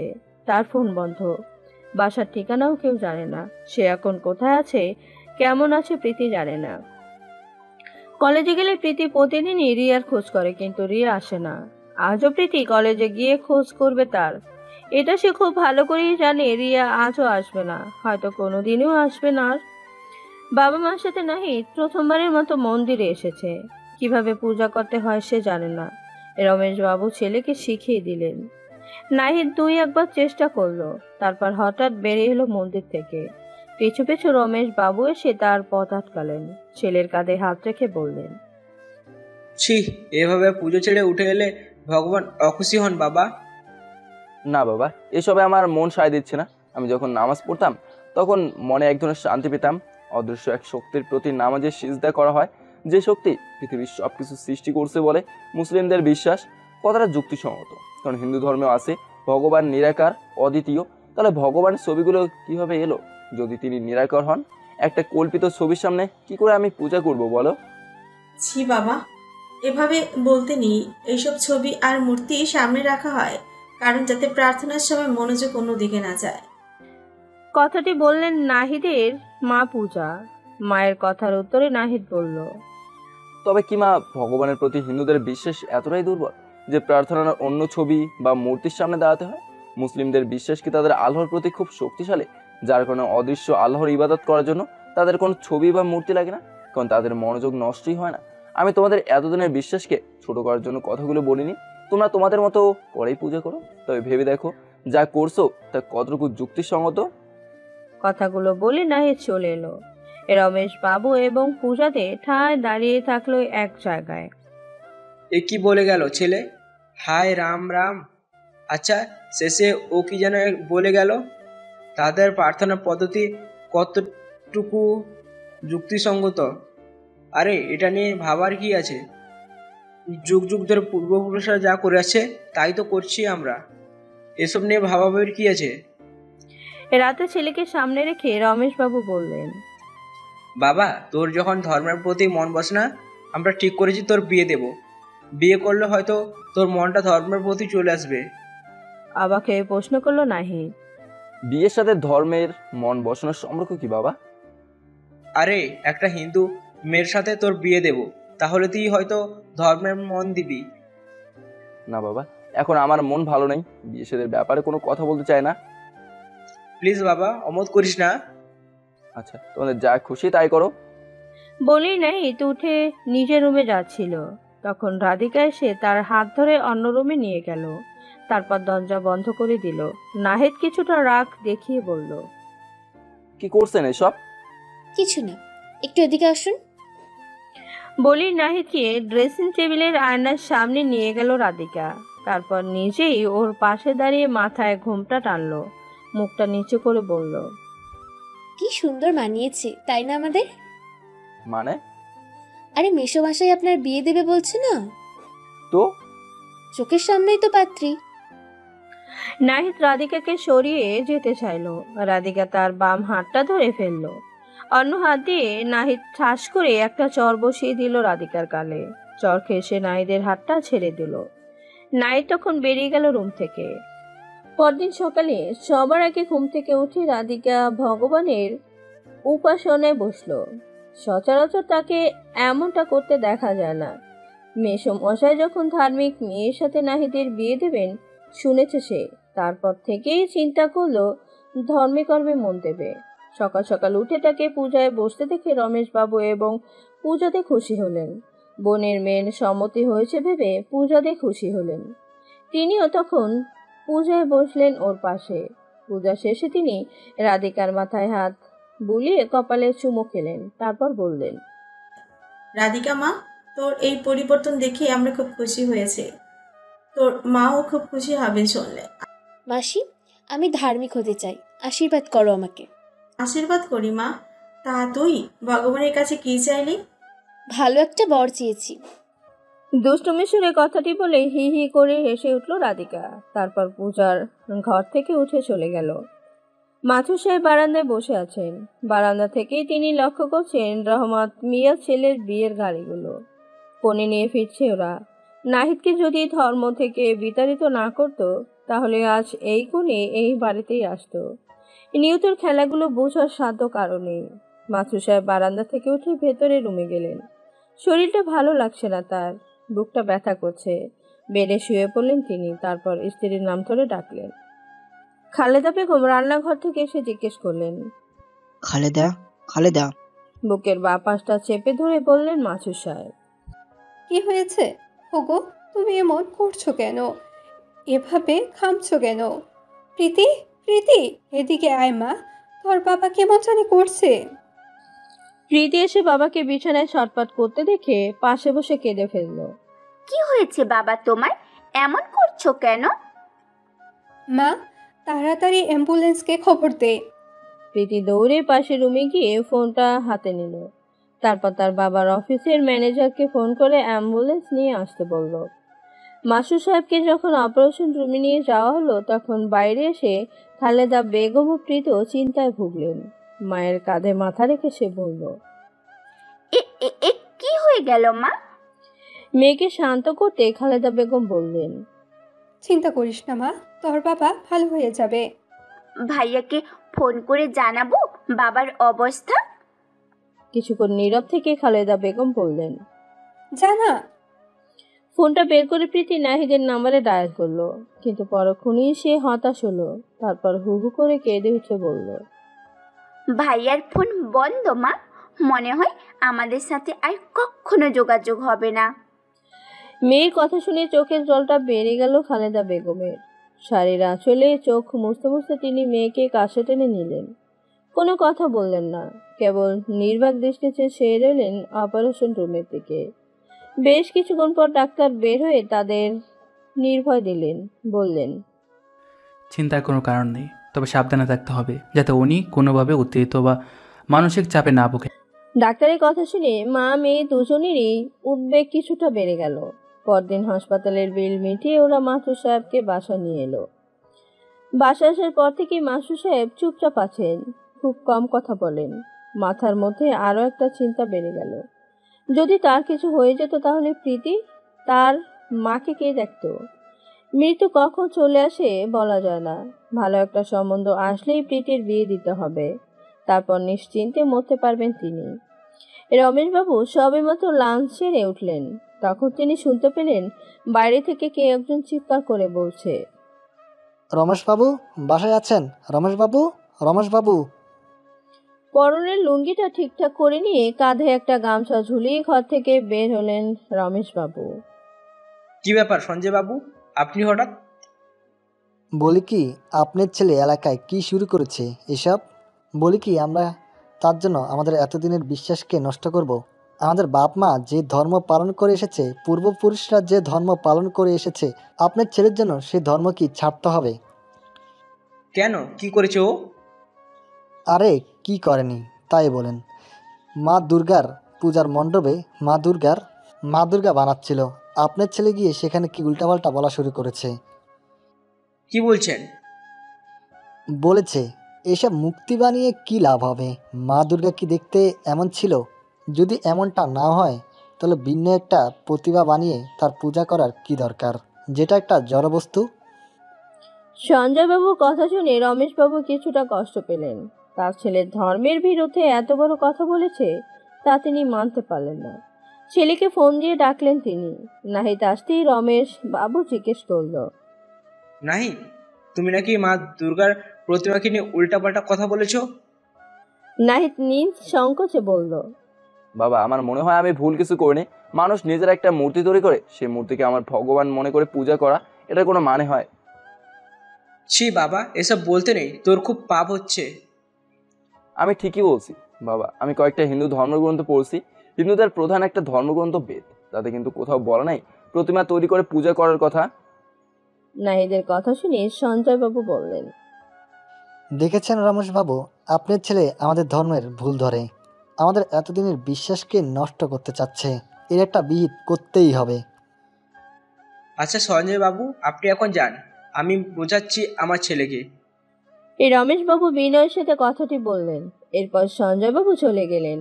রাতে সবাই যখন ঘুমিয়ে পড়ল, নাহিদ তখন বাইরে বের হয়ে বড় একটা গাছে হেলান দিয়ে বসলো। ঘুম আসলো না তার, কেন জানি মনটা ভীষণ মিস করছে প্রিয় কিছু মানুষকে। দূর আকাশের চারটা দিকে তাকিয়ে নাহিদ ভাবলো, ওই চারটার মতো সেও ভীষণ একা। চারপাশে কত মানুষ, তারপরও একা মনে হয় নিজেকে। বাহিরে খোলা হাওয়া গায়ে লাগতেই কিছুটা ভালো লাগছে তার। ভেতরে যেন বাতাসের অভাব, নিঃশ্বাস নিতে কষ্ট হচ্ছিল। একটা সময় ছিল বেশিরভাগ চাঁদনি রাতগুলো নাহিদ তার বোন প্রীতিকে নিয়ে কাটিয়েছে বাইরে। দুই ভাই বোন বাইরে বসে চাঁদের আলো গায়ে মাখত আর গল্প করত। এই নিয়ে বাবা মা তাদের কত বকা দিত, বলতো না ঘুমিয়ে তারা বাইরে কি করছে। এখন আকাশের চাঁদটা আগের মতোই আলো দিচ্ছে, শুধু পাশে তার বোনটা নেই, আর বকা দেওয়ার মতো কেউ নেই। ভাবতেই বুকের ভেতর কেমন জানি হাহাকার করে উঠছে নাহিদের। একটা দীর্ঘশ্বাস ছাড়লো সে। তখন তার পাশে এসে বসলো রাধিকা। ঘুমাননি? প্রশ্ন করলো সে। না, ঘুমাচ্ছে না, জবাব দিল নাহিদ। কেন, আমার কথা ভাবছেন বুঝি? এই কথাটা শুনে খুব রাগ হলো নাহিদের। রাগটা কোনো মতে কন্ট্রোলে এনে সে বলল, আপনি প্লিজ যান। কোথায় যাব? আমি তো আপনার জন্যই থেকে গেছি। মানে আপনাকে দেখার পর থেকে মনে আপনার জন্য ফিলিং সৃষ্টি হয়েছে। বাবা মার সাথে চলে না গিয়ে আমি থেকে গেছি শুধু আপনার ভালোবাসা আদায় করব বলে। শুনুন, আপনি একটা পরিষ্কার করে কথা বলি, এসব প্রেম ভালোবাসা না আমার জন্য না। দয়া করে এসব আমার সামনে আর বলবেন না। বলবো। চটটা খেয়েও কি আপনার বুদ্ধি খোলে নেই? আরো 4 দিন, তারপরও খুলবে না। ভালোবাসি আপনাকে। হিন্দু ধর্মে কিন্তু রক্তের সম্পর্কে বিয়ে হয় না। কতজন মানে এসব? আমি কিন্তু আপনার মাসির ছেলে, মানে ভাই। বুদ্ধি হওয়ার পর থেকে আপনাকে কখনো দেখিনি, তাই ভাই মনে করাও সুযোগ পাইনি। আর প্রথম দেখায় আপনাকে আমার ভালোবাসার মানুষ মনে করেছি। ঠাস করে রাধিকার গালে কয়েকটা চড় দিয়ে নাহিদ ভেতরে চলে গেল, আর রাধিকা নিজের গালটাতে হাত বোলাতে লাগলো। চড়টাকে সে চর হিসাবে নেয়নি, ভালোবাসার অনুভূতি হিসাবে নিয়েছে। কিছুক্ষণ বাইরে বসে থেকে সেও ভেতরে চলে গেল। মাসুদ সাহেব কিছুটা সুস্থ হয়েছেন, তবে তেমন একটা বের হন না বাইরে। অফিসের কাজকর্ম তার ম্যানেজার দেখাশোনা করে। অনেক দিন পর তিনি আজ অফিসে যাওয়ার জন্য বের হলেন। তখন বাসায় কিছু লোকে আসতে দেখে তিনি থমকে দাঁড়ালেন। মাসুদ সাহেব একজনকে চিনতে পারলেন, ডাক্তার শাকিল। এই ডাক্তারটি তার চিকিৎসা করেছিলেন। মাসুদ সাহেব অবাক হয়ে প্রশ্ন করলেন, ডাক্তার সাহেব আপনি? ডাক্তার শাকিল কিছু বলার আগে পাশ থেকে একজন পৌর ব্যক্তি সালাম দিয়ে বললেন, আমি ডক্টর মাহফুজ, শাকিলের বাবা। সকাল সকাল আপনাদের একটু বিরত করতে এলাম। আসুন, ভেতরে আসুন। বলি তাদেরকে ভেতরে নিয়ে গেলেন মাসুদ সাহেব। তারপর বসতে বললেন। শাকিলের বাবা তাদের সাথে আসা এক লোককে বললেন, বাবুল নাস্তার প্যাকেটগুলো টেবিলে রাখাও। মাসুদ সাহেব ইতস্তত করে বললেন, কিছুই বুঝতে পারছি না আমি, এসবের কি দরকার ছিল? শাকিলের বাবা হেসে জবাব দিলেন, খালি হাতে কি বিয়ের সম্বন্ধ নিয়ে আসতে পারি বলুন? আমার ছেলে যখন আপনার অপারেশন করছিল তখন আপনার মেয়েকে দেখে সে মুগ্ধ হয়। এখন বিয়ের প্রস্তাব নিয়ে এসেছি। শুনে অনেক খুশি হলাম আপনার পরিবারে আমার মেয়ে বউ হিসেবে যাবে, তা তো খুব ভালো কথা। আমি আমার মেয়ের জন্য এমন একটা সম্বন্ধ খুঁজছিলাম। তার মানে আমার ছেলের সাথে মেয়ের বিয়ে দিতে আপনি রাজি? মাসুদ সাহেব মুখে হাসি টেনে বললেন, রাজি। কই আমার হবু বৌমা কোথায়? ওকে একটু ডাকুন। আপনারা হঠাৎ করে এলেন, ও তো অপ্রস্তুত। আরে প্রস্তুত অবস্তুতের কি আছে? আপনার মেয়ে মানে আমারই মেয়ে। আচ্ছা, আমি নিয়ে আসছি ওকে। বলেই ভেতরে প্রীতিকে আনতে গেলেন মাসুদ সাহেব। বেশ কিছুক্ষণ পর প্রীতিকে নিয়ে আসা হলো। প্রীতিকে দেখে শাকিলের হার্টবিটটা বেড়ে গেল। চেহারা লাজুকতা চলে এসেছে হঠাৎ। চুরি করে করে তাকাতে লাগলো সে প্রীতির দিকে। ডাক্তার মাহফুজ প্রীতিকে দেখেই বলল, মাশাআল্লাহ, এই চাঁদ মুখটা আমার ঘরে গেলে তো অন্ধকারের বাতি জ্বালতে হবে না। কথাটা শুনেই প্রীতির লজ্জা বেড়ে গেল। এমনিতেই সে খুব লজ্জা পাচ্ছিল এমন পরিস্থিতিতে। আর চোখে সে একবার শাকিলের দিকে তাকাতে চোখে চোখ পড়ল। সাথে সাথে দৃষ্টি সরিয়ে নিল সে। মাহফুজ সাহেব প্রীতির হাতে কয়েকটা 1000 টাকার নোট গুছিয়ে দিয়ে বলল, ইচ্ছে আজকে বিয়ের কাজটা সেরে বৌমাকে আমাদের সাথে নিয়ে যাই। কি বলেন বিআই সাহেব? এই রসিকতা বুঝতে পেরে মাসুদ সাহেব হেসে জবাব দিলেন, নিয়ে যান, একদিন তো যাবেই। হা হা করে হেসে উঠলেন মাসুদ সাহেব। তারপর বললেন, পাত্রপাত্রী একটু আলাদা কথা বলুক, আরে ফাঁকে আমরাও বিয়ের দিন তারিখটা নিয়ে কথা বলি। আমার কিন্তু দেরি সইতে না। মাসুদ সাহেবও হেসে জবাব দিলেন, আচ্ছা। এরপর প্রীতি আর শাকিল একটা আলাদা কক্ষে চলে এলো। প্রীতির লজ্জা তো তখন আরো বেড়ে গেল। লজ্জায় মুখ উপরে তুলতে পারছে না। শাকিল তার মুখটা উপরে তুলল। সে চোখ বন্ধ করে ফেলে। তখন শাকিল বলল, বা যেন আমার হাতে একটা পূর্ণিমার ছাদ। চোখ বন্ধ অবস্থায় প্রীতি বলল, মোটেও না, আপনি বাড়িয়ে বলছেন। বাড়িয়ে বলছি না, তুমি আসলে খুব সুন্দরী, তাই তো একবার দেখি বিয়ের প্রস্তাব নিয়ে চলে এসেছি। প্রীতি কোনো জবাব দিল না। শাকিল আবার বলল, তুমি আমাকে বিয়ে করতে রাজি, নাকি কারোর সাথে রিলেশন আছে তোমার? তাকে বলতে পারো। না না, ওরকম কিছু নেই, তবে একটা জিনিস ভেবে মন খারাপ হচ্ছে। কথাটা বলি চোখ খুলল প্রীতি। কি কথা? প্রশ্ন করলো শাকিল। আমি আমার ভাইয়াকে খুব ভালোবাসি, এই সময়টাতে সে নেই। আমি শুনেছি তোমার ভাইয়ের কথা। তোমার সম্পর্কে খোঁজ নেওয়ার সময় তোমাদের এলাকায় লোকেরা বলছে তোমার ভাইয়ের সাথে আসলে যা হয়েছে খুব খারাপ হয়েছে। আমি জানি না তা কি আর কোনোদিন ফিরে বকি না। তাকদীরে বিশ্বাস রাখো, আল্লাহ নিশ্চয়ই একদিন তোমার ভাইকে ফিরিয়ে আনবে। তাই যেন হয়। কিছুক্ষণ নীরব থাকলো দুজন। তারপর শাকিল জিজ্ঞেস করলো, আমাকে পছন্দ হয়েছে তোমার? মাথা দোলালো প্রীতি। শাকিল তার কানের কাছে মুখ নিয়ে গিয়ে ফিসফিস করে বলল, তাহলে তোমাকে আজকে বিয়ে করে নিয়ে যাই। লজ্জায় মুখ নিচু করে ফেলল প্রীতি। তার অবস্থা দেখে শাকিল হেসে উঠল। প্রীতির বিয়ে ঠিক হয়ে গেল। দিন তারিখ সব ঠিক। বেশি দিন নেই আর বিয়ের দিন আসতে, কিন্তু তার মন কিছুতেই মানছে না। বিয়েতে নাহিদ ভাইয়া থাকবে না। একদিন সে ঘরের মধ্যে জোরে জোরে কান্না করতে লাগলো। খালেদা বেগম মেয়ের কান্নার কারণ জানতে চেয়ে বলল, কি হয়েছে, এভাবে কাঁদছিস কেন? প্রীতির কান্না আরো বেড়ে গেল। তখন মা আবারও বললেন, কি হয়েছে বল। আমি বিয়ে করব না, তোমরা এই বিয়ে ভেঙে দাও। কি সব কথাবার্তা বলছিস? বিয়ে করবি না কেন? নাহিদের বাবা এদিকে এসে দেখে যাও তোমার মেয়ে কি বলে। স্ত্রীর ডাক শুনে মাছি সাহেব তখন ঘরের বাইরে থেকে ভেতরে এলেন। প্রীতিকে কাঁদতে দেখে তার পাশে বসে আদুরে গলায় জিজ্ঞেস করলেন, কি হয়েছে মা? আমি বিয়ে করব না, তো করব না। কাঁদতে কাঁদতে বলল প্রীতি, কেন বিয়ে করবি না? আমার ভাইয়াকে এনে দাও তোমরা, নয়তো আমি বিয়ে করব না। আচ্ছা তুই শান্ত হ, আমি এলাকার গণমান্য লোকদের সাথে কথা বলে তোর ভাইয়াকে অন্তত বিয়ের জন্য আনতে পারি কিনা দেখি। তাই করো। প্রীতির কান্না কিছুটা থামলো এবার। মাসুদ সাহেব তখন ঘর থেকে বেরিয়ে গেলেন। প্রীতিরও চোখ মুছে বাথরুমে গিয়ে ফ্রেশ হয়ে নিল। তারপর মাকে বলল, মা আমি একটু বের হচ্ছি। কোথায় যাবি?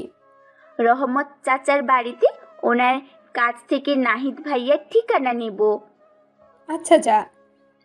প্রীতি যখন রহমত চাচার বাসায় এলো তখন সে দেখলো রহমত চাচার ছেলে আর তার ছেলের বউ ঝগড়া করছে। প্রীতি কিছুটা অবাক হলো। কি ব্যাপার, কিছুদিন আগে বিয়ে হয়েছে এদের, এরই মধ্যে ঝগড়া শুরু?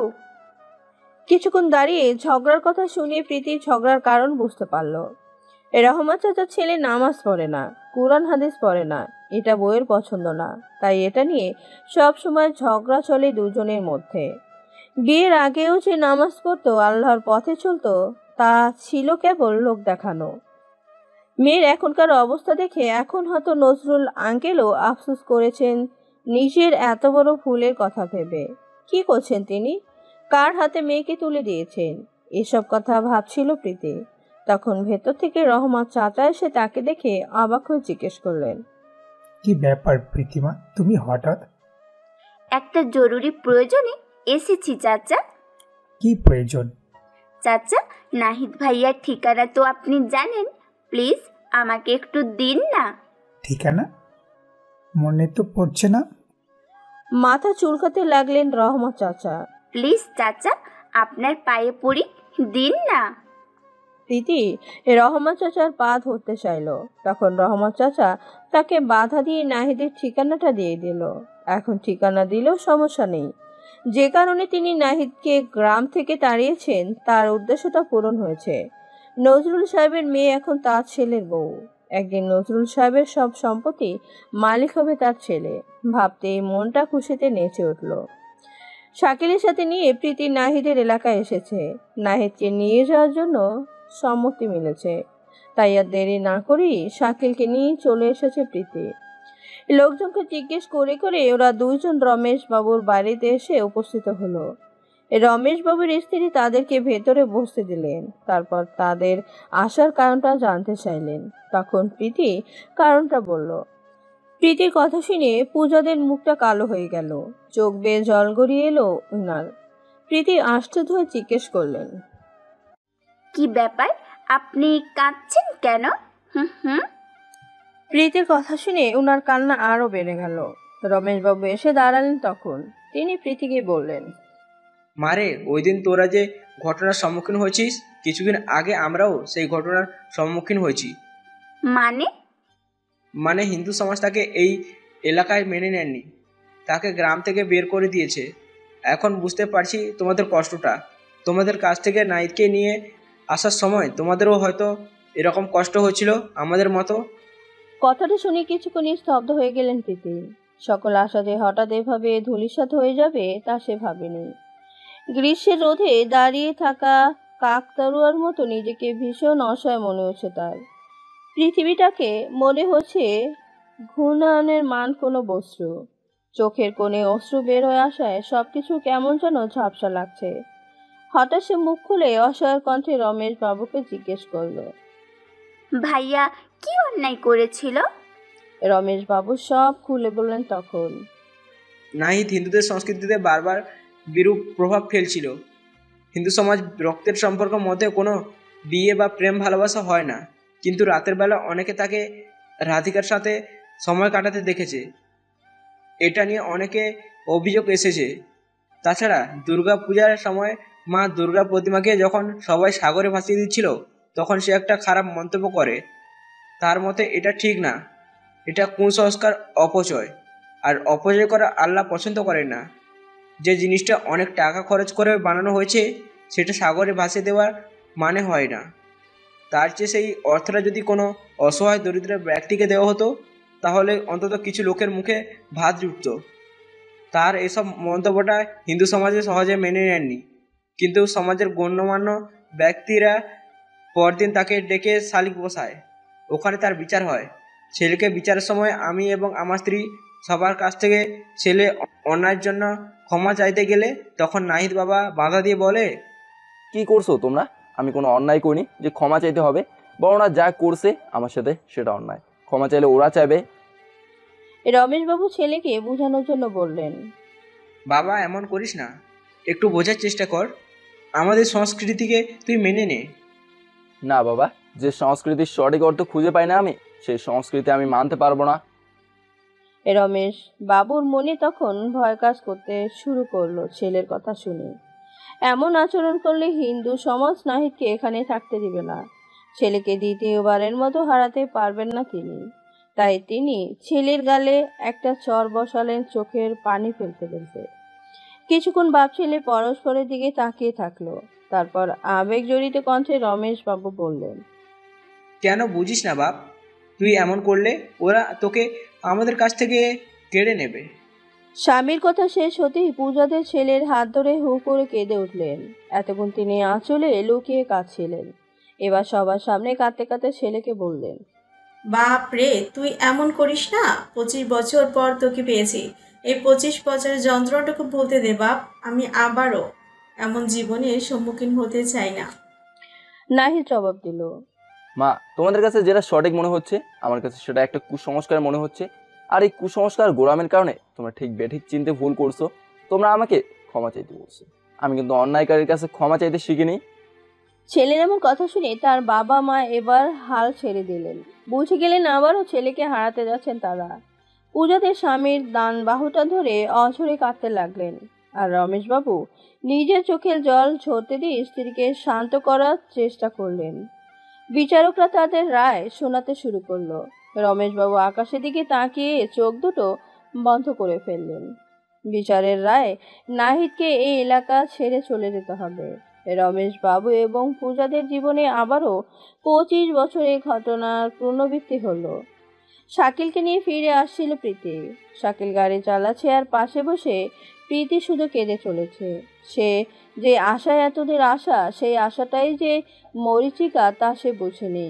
বুকে তার এক রাশ হতাশা স্বাধীনভাবে বিরাজ করছে, যেন তার বুকটা স্বাধীন করে নিয়েছে হতাশার অনুভূতিরা। তাকে কাঁদতে দেখে শাকিল কয়েকবার শান্ত করার চেষ্টা করেও ব্যর্থ হলো। দুহাতে মুখ ঢেকে কেঁদে চলছে সে। এখন আর কোনো উপায় নেই। নাহিদ ভাইয়াকে ছাড়াই বিয়ে করতে হবে, যার সাথে ছোট কাল থেকে সে বেড়ে উঠেছে, যার সাথে এত মিষ্টি ঝগড়া করেছে, যার সাথে এত খুনসুটি, সে তার বিয়েতে থাকবে না এটা কিছুতেই মানতে চাইছে না তার অবুঝ মন।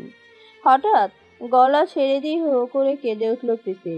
শাকিল তাকে বাধা দিল না, কাঁদুক সে, কেঁদে অন্তত মনটা হালকা হোক তার। একদিন প্রীতির বিয়ে হয়ে গেল।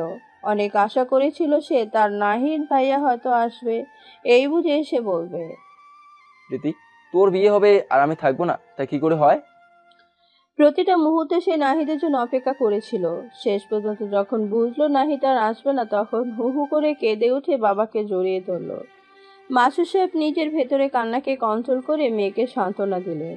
তারপর পাশে দাঁড়িয়ে থাকা শাকিলকে বলল, বাবা, আমার মেয়েটাকে একটু দেখে রেখো।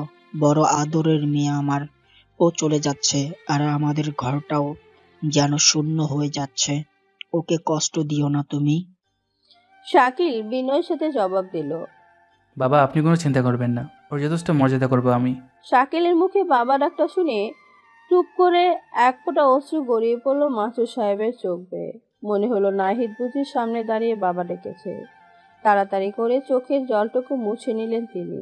তারপর মেয়ের পিঠে হাত চাপড়ে দিলেন। প্রীতি তখন মাকে জড়িয়ে ধরে কাঁদছিল। বেশ কিছুক্ষণ কেঁদে প্রীতি একটু হালকা হলে মাসুদ সাহেব মেয়েকে গাড়িতে তুলে দিলেন। শাকিলও প্রীতির পাশে বসলো। তারপর প্রীতিকে নিয়ে চলে যেতে লাগলেন বরযাত্রীরা। মাসুদ সাহেব অশ্রুভেজা দৃষ্টিতে তাকিয়ে থাকলেন সেদিকে, আর তার বাহু ধরে ফুপিয়ে ফুপিয়ে কাঁদছিলেন খালেদা বেগম। পরন্তু বিকেল, সূর্য একটু একটু লাল বর্ণ ধারণ করেছে। আকাশে পাখিগুলো নিড়ে ফেরার জন্য উড়ে যাচ্ছিল। একটা ব্রিজে বসে এক 30 বছরের যুবক ব্রিজের নিচ দিয়ে বয়ে যাওয়া নদীর পানিতে ঢিল ছুটছিল, আর মাঝে মাঝে তাকাচ্ছিল তার থেকে কিছুটা দূরে বসে থাকা অন্য এক যুবকের দিকে। অন্য যুবকটি অনেকক্ষণ ধরে বসে আছে এই জায়গায়, আর এক দৃষ্টিতে ডুবন্ত সূর্যটার দিকে তাকিয়ে কি যেন ভাবছিল। মনে হয় কোনো দুশ্চিন্তা আছে সে। প্রথম যুবকটা উঠে ধীর পায়ে এগিয়ে গেল তার দিকে। পাশে গিয়ে কিছুক্ষণ মনোযোগ দিয়ে দেখলো তাকে। পরনে অনেক দিনের পুরনো এক কালো পাঞ্জাবি, মুখে খোঁচা খোঁচা দাড়ি, হয়তো অনেকদিন শেভ করে না। মাথার চুলগুলো লম্বা লম্বা। প্রথম যুবকটা তার পাশে বসলো। তাতে দ্বিতীয় যুবকের কোনো প্রতিক্রিয়া নেই। তার দৃষ্টি এখনো সূর্যাস্তের দিকে। সূর্যের লাল আভা তার মুখে এসে পড়ল। ভীষণ বিষণ্ণতা দেখাচ্ছে তাকে।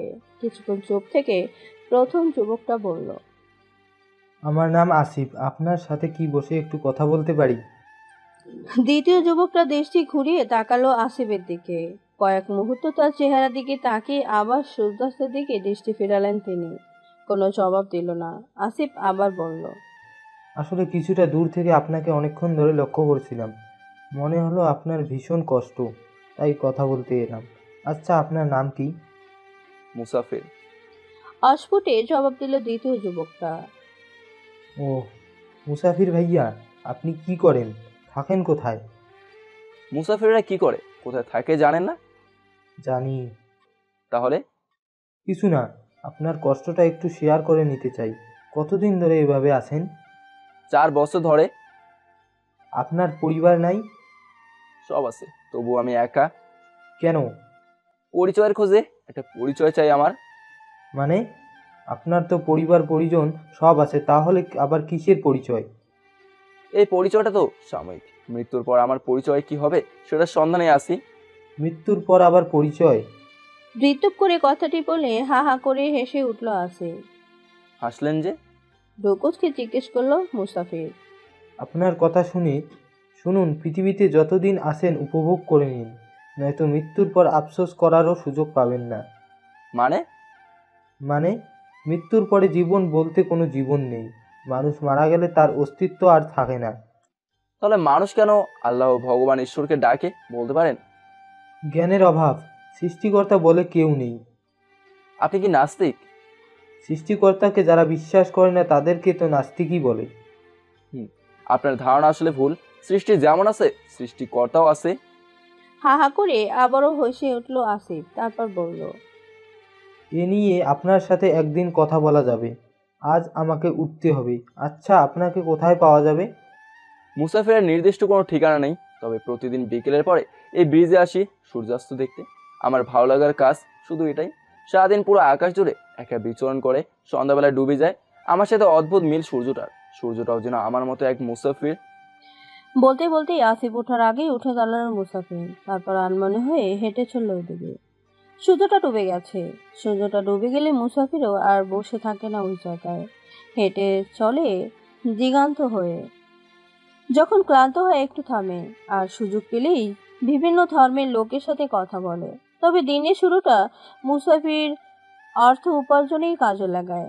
যে কাজ পায় তাই করে কয়েক ঘন্টা মনোযোগ দিয়ে, তারপর উপার্জিত অর্থ দিয়েই সারাদিন চলে। শুধু খাওয়ার খরচটা সে রাখে, এছাড়া আর কোনো খরচ নেই তার। পেছনে একটা ব্যাগ থাকে সব সময়, যেখানে যায় ওটাও সাথে নিয়ে যায়। ওই ব্যাগেই তার প্রয়োজনীয় জিনিসগুলো রাখে সে। প্রয়োজনীয় জিনিস বলতে তার জামা, বিছানার কয়েকটা বিভিন্ন ধর্মের বই। সুযোগ পেলেই সেই বইগুলো খুলে পড়ে। আর ধর্ম সম্পর্কে জ্ঞান অর্জন করে। কিন্তু সে সঠিক ধর্ম পেয়েছে একটাই, তা হলো ইসলাম। এছাড়া আর সে কোনো ধর্ম জীবনে মানে খুঁজে পায়নি। হাঁটতে হাঁটতে মুসাফির শুনতে পেল কাছের একটা মসজিদ থেকে আজানের ধ্বনি, মধুর ধ্বনি ভেসে আসছে। মাগরিবের নামাজ পড়তে মুসলিমরা মসজিদে ঢুকছে। মুসাফিরের খুব ইচ্ছে হলো আজ নামাজ পড়ার। 4টা বছর কেটে গেল, সে একটি বারের জন্য মসজিদে ঢোকার সাহস পায়নি। কিন্তু আজ কেন জানি মনটা ভীষণভাবে চাইছে একটিবারের ভেতরে ঢুকে নামাজ আদায় করতে। মুসাফির মুখটা মাফলার দিয়ে ঢেকে চলল মসজিদের ভেতরে। মনকে আজ কোনো মতেই মানাতে পারল না সে। মুসাফির তার ব্যাগটা মসজিদের এক পাশে রেখে মাফলারটা সরিয়ে লোকজনের আড়ালে উজু করে নিল। তারপর আবার মাফলার দিয়ে মুখ থেকে সবার সাথে মাগরিবের নামাজের জামাতে দাঁড়ালো। একটা ভালো লাগা কাজ করলো তখন তার, যখন ইমামের সাথে রুকুতে গেল। তখন মনে হলো অনেক যুগ পর শান্তি ছুঁয়ে গেছে তাকে। আবার যখন সিজদায় গেল তখন মনে হলো স্বর্গের সুখ বুঝি এরকমই। নামাজ শেষ করে অনেকক্ষণ মোনাজাত করলো সে। তারপর যখন মোনাজাত শেষ করলো তখন দেখলো মসজিদে কেউ নেই, শুধু একজন বয়স্ক লোক ছাড়া। লোকটা তার দিকে তাকিয়ে আছে, মুখে লম্বা সাদা দাড়ি আর হাতে একটা তসবিহ। লোকটাকে দেখে সে উঠে তার ব্যাগটা নিয়ে বেরিয়ে যেতে চাইলো মসজিদ থেকে। তখন লোকটা পেছন থেকে ডাক দিল, দাঁড়াও বর্ষ। থমকে দাঁড়ালো মুসাফির। বৃদ্ধার লোকটা এসে বলল, তোমাকে আমি নামাজের আগের থেকে খেয়াল করছিলাম, কেমন যেন হতাশায় ভুগছো মনে হলো তোমাকে। উজু করার সময় দেখলাম লোকজনকে চেহারা দেখাতে চাচ্ছ না, মাফলার দিয়ে ডেকে রাখছো কেন মুখ? মুসাফির ইতস্তত করে জবাব দিল, না মানে এমনি কিছু না। নির্বিঘ্নে বলো বসু, এটা আল্লাহর ঘর, এখানে সব মুসলিমরা আসতে পারে, এভাবে মুখ ডেকে আসার দরকার নেই। আসলে দাদু আমি নিজের পরিচয়টাই খুঁজছি। আমি আসলে কোনো ধর্ম মানবো, হিন্দু ধর্মের জন্ম হলেও ইসলাম ধর্ম অনুসারে বেড়ে উঠেছি। মুসলিম সংস্কৃতিকে নিজের সংস্কৃতি হিসেবে জেনেছি, কিন্তু এক সময় আমি নিজের পরিচয় জানতে পারি আমি আসলে হিন্দু। এরপর থেকে আমার জীবনটা এলোমেলো হয়ে যায়। 4টা বছর কেটে গেল জীবন থেকে, কিন্তু আপনজনের ভালোবাসা পাইনি। বড্ড একা আমি, খুব একা। আর 4 বছর পর আমি মসজিদে ঢুকে নামাজ পড়লাম, তাও মুখ ঢেকে। জানি কেউ আমাকে চেনে না, তবু ভয় হয় যদি কেউ বুঝে ফেলে আমার জন্ম হিন্দু পরিবারে। কে বলেছে তুমি হিন্দু? প্রত্যেকটা শিশু মুসলিম হিসাবে জন্মগ্রহণ করে, তাই তুমিও মুসলিম। আর কারো চেহারায় তার পরিচয় লেখা থাকে না, তাই তোমার ভয়টা অর্থহীন। তুমি এখন থেকে মুখ না ডেকে এসে মসজিদে এসে নামাজ পড়বা। আর তোমার সাথে কি ঘটেছিল যার কারণে তুমি মসজিদে আসতে ভয় পাও? মুসাফির তখন সব খুলে বলল। বৃদ্ধা বলল, যারা তোমার সাথে এমন আচরণ করেছে তাদের ঈমান খুব দুর্বল। আর ওই ঈমানটা যিনি তোমাকে মিথ্যা ফতোয়া দিয়ে গ্রাম থেকে বের করে দিয়েছে, তার ঈমান নিয়েও আমার সন্দেহ। আমি সব কিছু জবাব সে 4 বছর আগেই দিতে পারতাম, কিন্তু তখন আমার জ্ঞান ছিল অল্প। আমি চাইলাম সব ধর্ম নিয়ে রিসার্চ করতে, তাই আজ 4 বছর ধরে বিভিন্ন ধর্ম নিয়ে রিসার্চ করে আসছি। প্রতিটা ধর্ম সম্পর্কে জেনেছি। বিশ্বাস করুন, ইসলাম ধর্মের মতো একটাও পাইনি। এটাই আল্লাহর স্বীকৃত ধর্ম। তাই আজ মনটাকে আর মানাতে পারলাম না, ছুটে এলাম মসজিদে নামাজ পড়তে। ভালো করেছো বৎস, তোমার উচিত তোমার ওই পালক বাবা মার কাছে ফিরে যাওয়া, তাদের খোঁজ খবর নাও। তাই যাব। বহুদিন তাদের কষ্ট দিয়েছি, নিজেও কষ্ট পেয়েছি। যতটা চোখের জল আমি হারিয়েছি, বিনিময়ে আল্লাহ যেন তাদের ভালো রাখে। বৃদ্ধা লোকটা মুসাফিরের মাথায় হাত রেখে দোয়া করলেন। মুসাফিরের চোখ বেয়ে অশ্রু বেরিয়ে এসেছিল। অশ্রুগুলো মুছে সে বেরিয়ে এলো মসজিদ থেকে। তারপর আবার দিক ক্লান্ত হয়ে হাঁটতে লাগলো অন্ধকারে। পরদিন আবার যখন সন্ধ্যায় সূর্যাস্ত দেখতে সে ব্রিজে এলো, তখন আগে থেকেই সেখানে উপস্থিত ছিল আসিফ। মুসাফিরকে দেখেই সে ব্যঙ্গ করে জিজ্ঞেস করলো, কি ভাই, আপনার আল্লাহ আপনাকে কেমন রেখেছে? আলহামদুলিল্লাহ ভালো। আমি তো নাস্তিক, আমাকে কেন ভালো রাখলে আপনার আল্লাহ? এতে তার ধৈর্যশীলতার পরিচয় পাওয়া যায়। আর তিনি আপনাকে সুযোগ দিয়েছেন যাতে আপনি তার মুখাপেক্ষী হতে পারেন। আর আল্লাহ অমুসলিমদের পৃথিবীতেই শাস্তি দেন না, তাদের জন্য পরকালে রয়েছে জাহান্নামের কঠিন শাস্তি। আপনি আবারও হাসলেন। বলছি না, মৃত্যুর পর মানুষের কোনো অস্তিত্বই থাকে না। আর আল্লাহকে তো আপনি দেখেননি, তাহলে আল্লাহ যে আছে তা বিশ্বাস করেন কেন? আপনার কখনো জ্বর হয়েছে? হুম। জ্বর তো আপনি দেখেন না চোখে, তাহলে কিভাবে বুঝেন জ্বর হয়েছে? অনুভব করি। এই যে পৃথিবীতে এত কিছু, আকাশ, চন্দ্র, সূর্য একটা নির্দিষ্ট নিয়ম মেনে চলে, এগুলো নিয়ন্ত্রণ করে কি? এত কিছু দেখে কি আল্লাহর অস্তিত্ব আপনার অনুভূতি স্পর্শ করে না? এরা নিজ নিজ নিয়মেই চলে, এদের কেউ নিয়ন্ত্রণ করে না। প্রত্যেক সৃষ্টিরই সৃষ্টিকর্তা আছে, আর তিনি মহান আল্লাহ। বর্ষাকালের বৃষ্টি দেখেছেন? যদি প্রকৃতির নিয়মের বৃষ্টি হয়, তাহলে প্রতি বছর একই নিয়মে বৃষ্টি হয় না কেন? কারণ বৃষ্টিতে আল্লাহর কল্যাণ নিহিত। যখন প্রয়োজন হয় তিনি আকাশ থেকে বৃষ্টি বর্ষণ করেন। মুসাফিরের কথা শেষ হতেই আসিফের ফোনটা বেজে উঠল। একটু সরে গিয়ে সে কার সাথে যেন কথা বলল, তারপর নাহিদের দিকে তাকিয়ে বলল, আপনার আল্লাহ যেন আপনাকে ভালো রেখে, আজ আসি। মুসাফির তার কথা শুনে মৃদু হাসল। আসিফ চলে গেল, আর মুসাফির সূর্যাস্ত দেখায় মন দিল। সূর্যের লাল আভা প্রকৃতিটাকে লালচে করে ফেলেছে। ব্রিজের নিচের পানিতে সূর্যের প্রতিচ্ছবি ভেসে ওঠায় যেন মনে হচ্ছে দুটি লাল সূর্য উপরে আর নিচে বিরাজ করছে। একটা শীতল হাওয়া বয়ে গেল হঠাৎ। শীতল হাওয়ার স্পর্শে মুসাফিরের মনটাও শীতল হয়ে গেল। এক মনে চেয়ে আছে সে আকাশের সূর্যটার দিকে। তখন কে যেন তার পাশে এসে বসলো। সে তার দিকে তাকাতে চমকে উঠল। দেখলো একটা মেয়ে, তার অনেক আগের পরিচিত। মেয়েটাকে দেখে সে অবাক হয়ে প্রশ্ন করলো, রিয়া তুমি? মেয়েটাও চমকে উঠল। মুসাফিরকে কিছুক্ষণ ভালোভাবে দেখে বলল, নাহিদ। পরস্পর তাকিয়ে থাকলো কিছুক্ষণ, নাহিদ ও রিয়া। তারপর নিজেকে সামলিয়ে রিয়া প্রশ্ন করলো, আপনার এই অবস্থা কেন? রিয়ার দিক থেকে চোখ মুখ ঘুরিয়ে আবারও সূর্যের দিকে তাকালো নাহিদ। চুপ থাকলো কিছুক্ষণ সে। রিয়া এক নজরে চেয়ে থাকলো তার দিকে। উত্তরের অপেক্ষা করছে সে। নাহিদ একটা দীর্ঘশ্বাস ছেড়ে বলল, পরিচয় খুঁজতে মুসাফির হয়েছি। মানে আপনার তো এখন সুখে সংসার করা উচিত। বউ কোথায় আপনার? বিদ্রুপ করে হাসলো নাহিদ। বউ? যার বিয়ে হয়নি সে বউ পাবে কোথায়? কি? আপনার তো বিয়ে হওয়ার কথা। বিয়ে ঠিক হয়েছিল, কিন্তু শেষ পর্যন্ত আর হয়ে ওঠেনি। কেন? নাহিদ খুলে বলল সব। শুনে বেশ কিছুক্ষণ চুপ থাকলো রিয়া। কি বলবে বুঝতে পারলো না সে। নিয়তি কেন সে এমন? যার বিয়ের কথা শুনে তার হৃদয়টা কেঁপে গেছিল, যাকে হারাতে যাচ্ছিল বলে সে বুক ভরা কষ্ট নিয়ে সব ছেড়ে একা হয়ে গিয়েছিল, তার বিয়ে হয়নি জেনে এখন রিয়ার খুশি হওয়ার কথা। কিন্তু সে খুশি হতে পারছে না, কারণ তার ভালোবাসার মানুষটার জীবনে যে দুর্যোগ বয়ে গেছে তা মোটেও কাম্য ছিল না তার। ভালোবাসাকে নিজের করে পাওয়াটাই কিন্তু ভালোবাসা না। ভালোবাসা সবসময় ভালো থাকুক, এটাই চায় প্রকৃত যে ভালোবাসে। নাহিদের এমন পরিণতিও রিয়ার কাম্য ছিল না। তার কষ্টের মুহূর্তগুলো কেমন ছিল তা ভাবতেই কয়েক ফোঁটা অশ্রু টুপ করে চোখ বেয়ে পড়ে ব্রিজের নিচে জলের সাথে মিশে গেল। নাহিদের আড়ালে চোখ দুটো মুছে নিল সে। তারপর হঠাৎ জিজ্ঞেস করলো, বাসার কথা মনে পড়ে না? খুব। দেখতে ইচ্ছে করে না? করে, সময় করে একদিন ফিরে যাব। এনিওয়ে, আপনি এখানে কেন? রিয়া ইতস্তত করে বলল, ও কিছু না। সত্যি কথা বলতে আমাকে আসিফ ভাই পাঠিয়েছে। আসিফ কেন? আপনাকে আল্লাহর পথ থেকে ফিরিয়ে আনতে। কিন্তু আমি জানতাম না আসিফ ভাই আপনার কথাই বলেছে। এখানে এসে আপনাকে দেখে আবারও পুরনো আমি হতে খুব ইচ্ছে হচ্ছে। পুরনো আপনি মানে? আর আসিফ তো নাস্তিক, ওর সাথে আপনার সম্পর্ক কি? আমিও নাস্তিক। এক সময় সব আশা যখন শেষ হয়ে যায় আমার, তখন ভাবতে শুরু করি সৃষ্টিকর্তা বলতে হয়তো কিছুই নেই। থাকলে আমার সাথে এই অন্যায়টা করতে পারতেন না তিনি।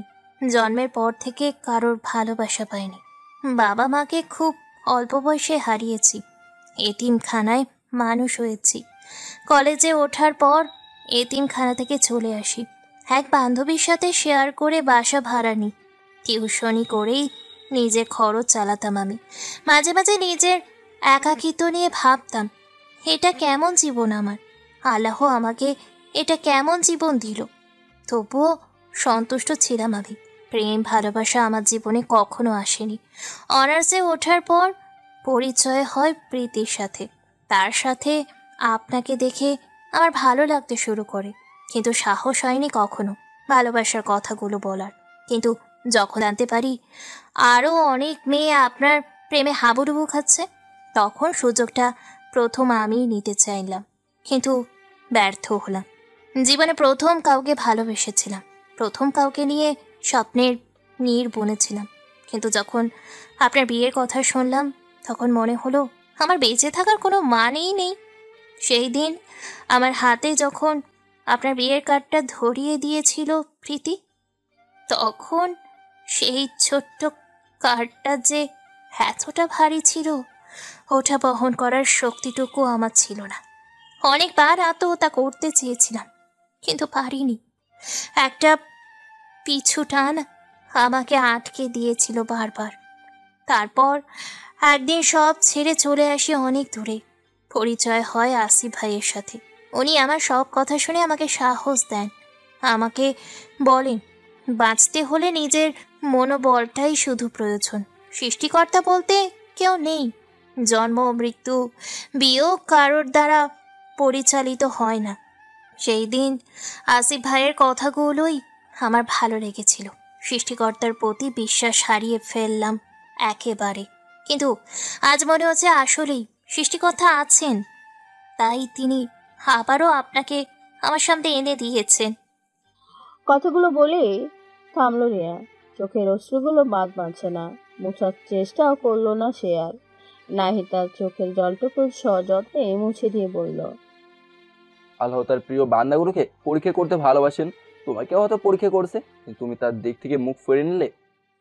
কেন জানি রিয়াকে হঠাৎ আপন ভাবতে শুরু করলো নাহিদ, তাই আর আপনি করে বলতে পারলো না। তার কথা শুনে রিয়া কাঁদতে কাঁদতে বলল, আমার ভুল হয়ে গেছে, আমি তওবা করে আবারও নিজ ধর্মে ফিরে যাব, আল্লাহর কাছে ক্ষমা চাইব। আল্লাহ তোমাকে উত্তম জীবন দান করুক, আমিন। রিয়া চুপ করে চোখের জল মুছতে লাগলো। সূর্য ডুবে গেছে। দূরের একটা মসজিদ থেকে আজানের মধুর ধ্বনি ভেসে আসছে। আজানের সুরটাকে বড় বিরহের সুর মনে হলো রিয়ার কাছে, যেন মনে হলো সুরটা তাকেই যাচ্ছে আবার ধর্মের পথে। আজান শেষ হতেই নাহিদ তার নাম ধরে ডাক দিল, রিয়া। হুম। যাবে আমার সাথে? কোথায়? যেখানে নিয়ে যাই, যাবে না? হুম, যাব। কিন্তু কোন পরিচয়? জানি না। বউ হবে আমার? রিয়ার আবেগ ধরে রাখতে পারল না নাহিদের কথা শুনে। বাচ্চা শিশুর মতো ফুপিয়ে কেঁদে উঠল দুহাতে মুখ থেকে। নাহিদ তার মাথায় হাত বুলিয়ে বলল, ওঠো, মাগরিবের নামাজ পড়তে হবে। রিয়া আরো কিছুক্ষণ কাঁদলো। তখন নাহিদ তার হাতটা ধরে তুলল। রিয়া কান্না থামিয়ে চোখ দুটো মুছে বলল, আমাকে একটা চিমটি কাটবে? নাহিদ মৃদু হেসে চিমটি কাটলো রিয়ার হাতে। রিয়া উফ শব্দ করে বলল, চিমটি কাটতে বলছি বলে এত জোরে কাটবে? বলে রিয়া হেসে উঠল। তার চোখের জল তার মুখের হাসিতে মিলে যে দৃশ্যটা হঠাৎ সৃষ্টি হলো, এই যেন পৃথিবীর সব দৃশ্যের চেয়ে উত্তম একটি দৃশ্য। হঠাৎ দুজন খুব আপন হয়ে গেল, পরস্পরের হাত ধরে হাঁটতে লাগলো। ধীরে ধীরে অন্ধকার নেমে এসেছে প্রকৃতিতে। দুজনে একটা জায়গায় খুঁজতে লাগলো মাগরিবের নামাজটা আদায় করার জন্য। রিয়াকে নিয়ে নিজের এলাকায় ফিরে এসেছে নাহিদ, যেন মনে হচ্ছে কত যুগ পর সে প্রিয় এলাকার গন্ধ পেয়েছে। কিন্তু চারপাশটা আর আগের মতো নেই, বদলে গেছে অনেক কিছু। গ্রামে ঢুকতেই একটা ছোট্ট চায়ের দোকান পড়ে, ওই চায়ের দোকানটা আর নেই। ওই জায়গায় এখন দুতলা একটা বিল্ডিং হয়েছে। এলাকার মসজিদটা আগের চেয়ে অনেকটা বড় করা হয়েছে। মসজিদ থেকে কিছুটা দূরে কবরস্থান ছিল, ওখানে বেশ কয়েকটা নতুন কবর দেখা যাচ্ছে। হয়তো অনেক চেনা মুখ চলে গেছে পরপারে। একটি রিক্সাতে পাশাপাশি উঠে বসলো নাহিদ আর রিয়া। বাড়ির দিকেই যাচ্ছিল ওরা। যেতে যেতে চোখে পড়লো একটা শপিং মল। বা অনেক কিছু উন্নত হয়েছে এলাকায়। শপিং মলের নামটা এক নজরেই পড়ে নিল নাহিদ, রহমত শপিং মল। অবাক হলো নাহিদ একটু, লোকটা হঠাৎ এত টাকার মালিক হলো কিভাবে। ভাবতে ভাবতে রিক্সা এসে থামলো ওদের বাড়ির সামনে। নাহিদ নেমে রিক্সা ভাড়াটা মিটিয়ে দিল। তারপর রিয়াকে সাথে নিয়ে বাড়ির গেটের দিকে টোকা দিতেই দারোয়ান গেট খুলে জিজ্ঞেস করলো, কাকে চাই? তুমি কি নতুন দারোয়ান? পাল্টা প্রশ্ন করলো নাহিদ। জি না, 1.5 বছর ধরে আছি। আমি এবারেরই ছেলে। নাহিদ ভাই? আপনি নাহিদ ভাই? দারোয়ান হঠাৎ উত্তেজিত হয়ে খুঁটিয়ে দেখতে লাগলো নাহিদকে। হ্যাঁ, আমি নাহিদ। ভাই, আপনি আসতে এত দেরি করলেন কেন? আপনার কি একবার আপনার বাবা মার কথা মনে পড়েনি? হোক না, ওরা আপনার পালক বাবা মা। আপনার কথা ভেবে কত কান্না করতে দেখেছি। দারোয়ানের কথার জবাব দেওয়ার ভাষা নাহিদের জানা নেই। কয়েক মুহূর্ত চুপ থেকে সে দারোয়ানের কাঁধে আলতো করে হাত চাপলো। তারপর ভেতরে ঢুকতে চলে দারোয়ান বলল, ভাই, এই বাড়িতে আর কেউ থাকে না, আর এই বাড়িতে এখন ভাড়াটিয়া থাকে শুধু। আর বাবা মা? আপনার মা পিতি আপুর কাছে থাকে এখন। অবাক হয়ে প্রশ্ন করলো নাহিদ। দারোয়ান মুখটা মলিন করে জবাব দিল, বাবা গত বছর মারা গেছেন। দারোয়ানের কথাটা তীরের মতো বিঁধল নাহিদের কানে। তার বাবা আর বেঁচে নেই, এটা সে কিছুতেই মানতে পারছে না। চোখ বেয়ে হঠাৎ ঝরঝর করে ঝরতে শুরু করলো অগণিত অশ্রুবিন্দু। হাঁটু গেড়ে বসে পড়লো সে নিচে, হাত দিয়ে মুখ থেকে নীরবে কাঁদতে লাগলো। রিয়া তার কাঁধে হাত রাখলো। কি বলে সে নাহিদকে সান্ত্বনা দেবে বুঝতে পারলো না। হঠাৎ জোরে আর্তনাদ করে উঠল নাহিদ। তার চিৎকারটা কিছুক্ষণ প্রতিদ্বন্দ্বী তুলল চারপাশে। চিৎকার শুনে অনেকেই তখন ছুটে এলো।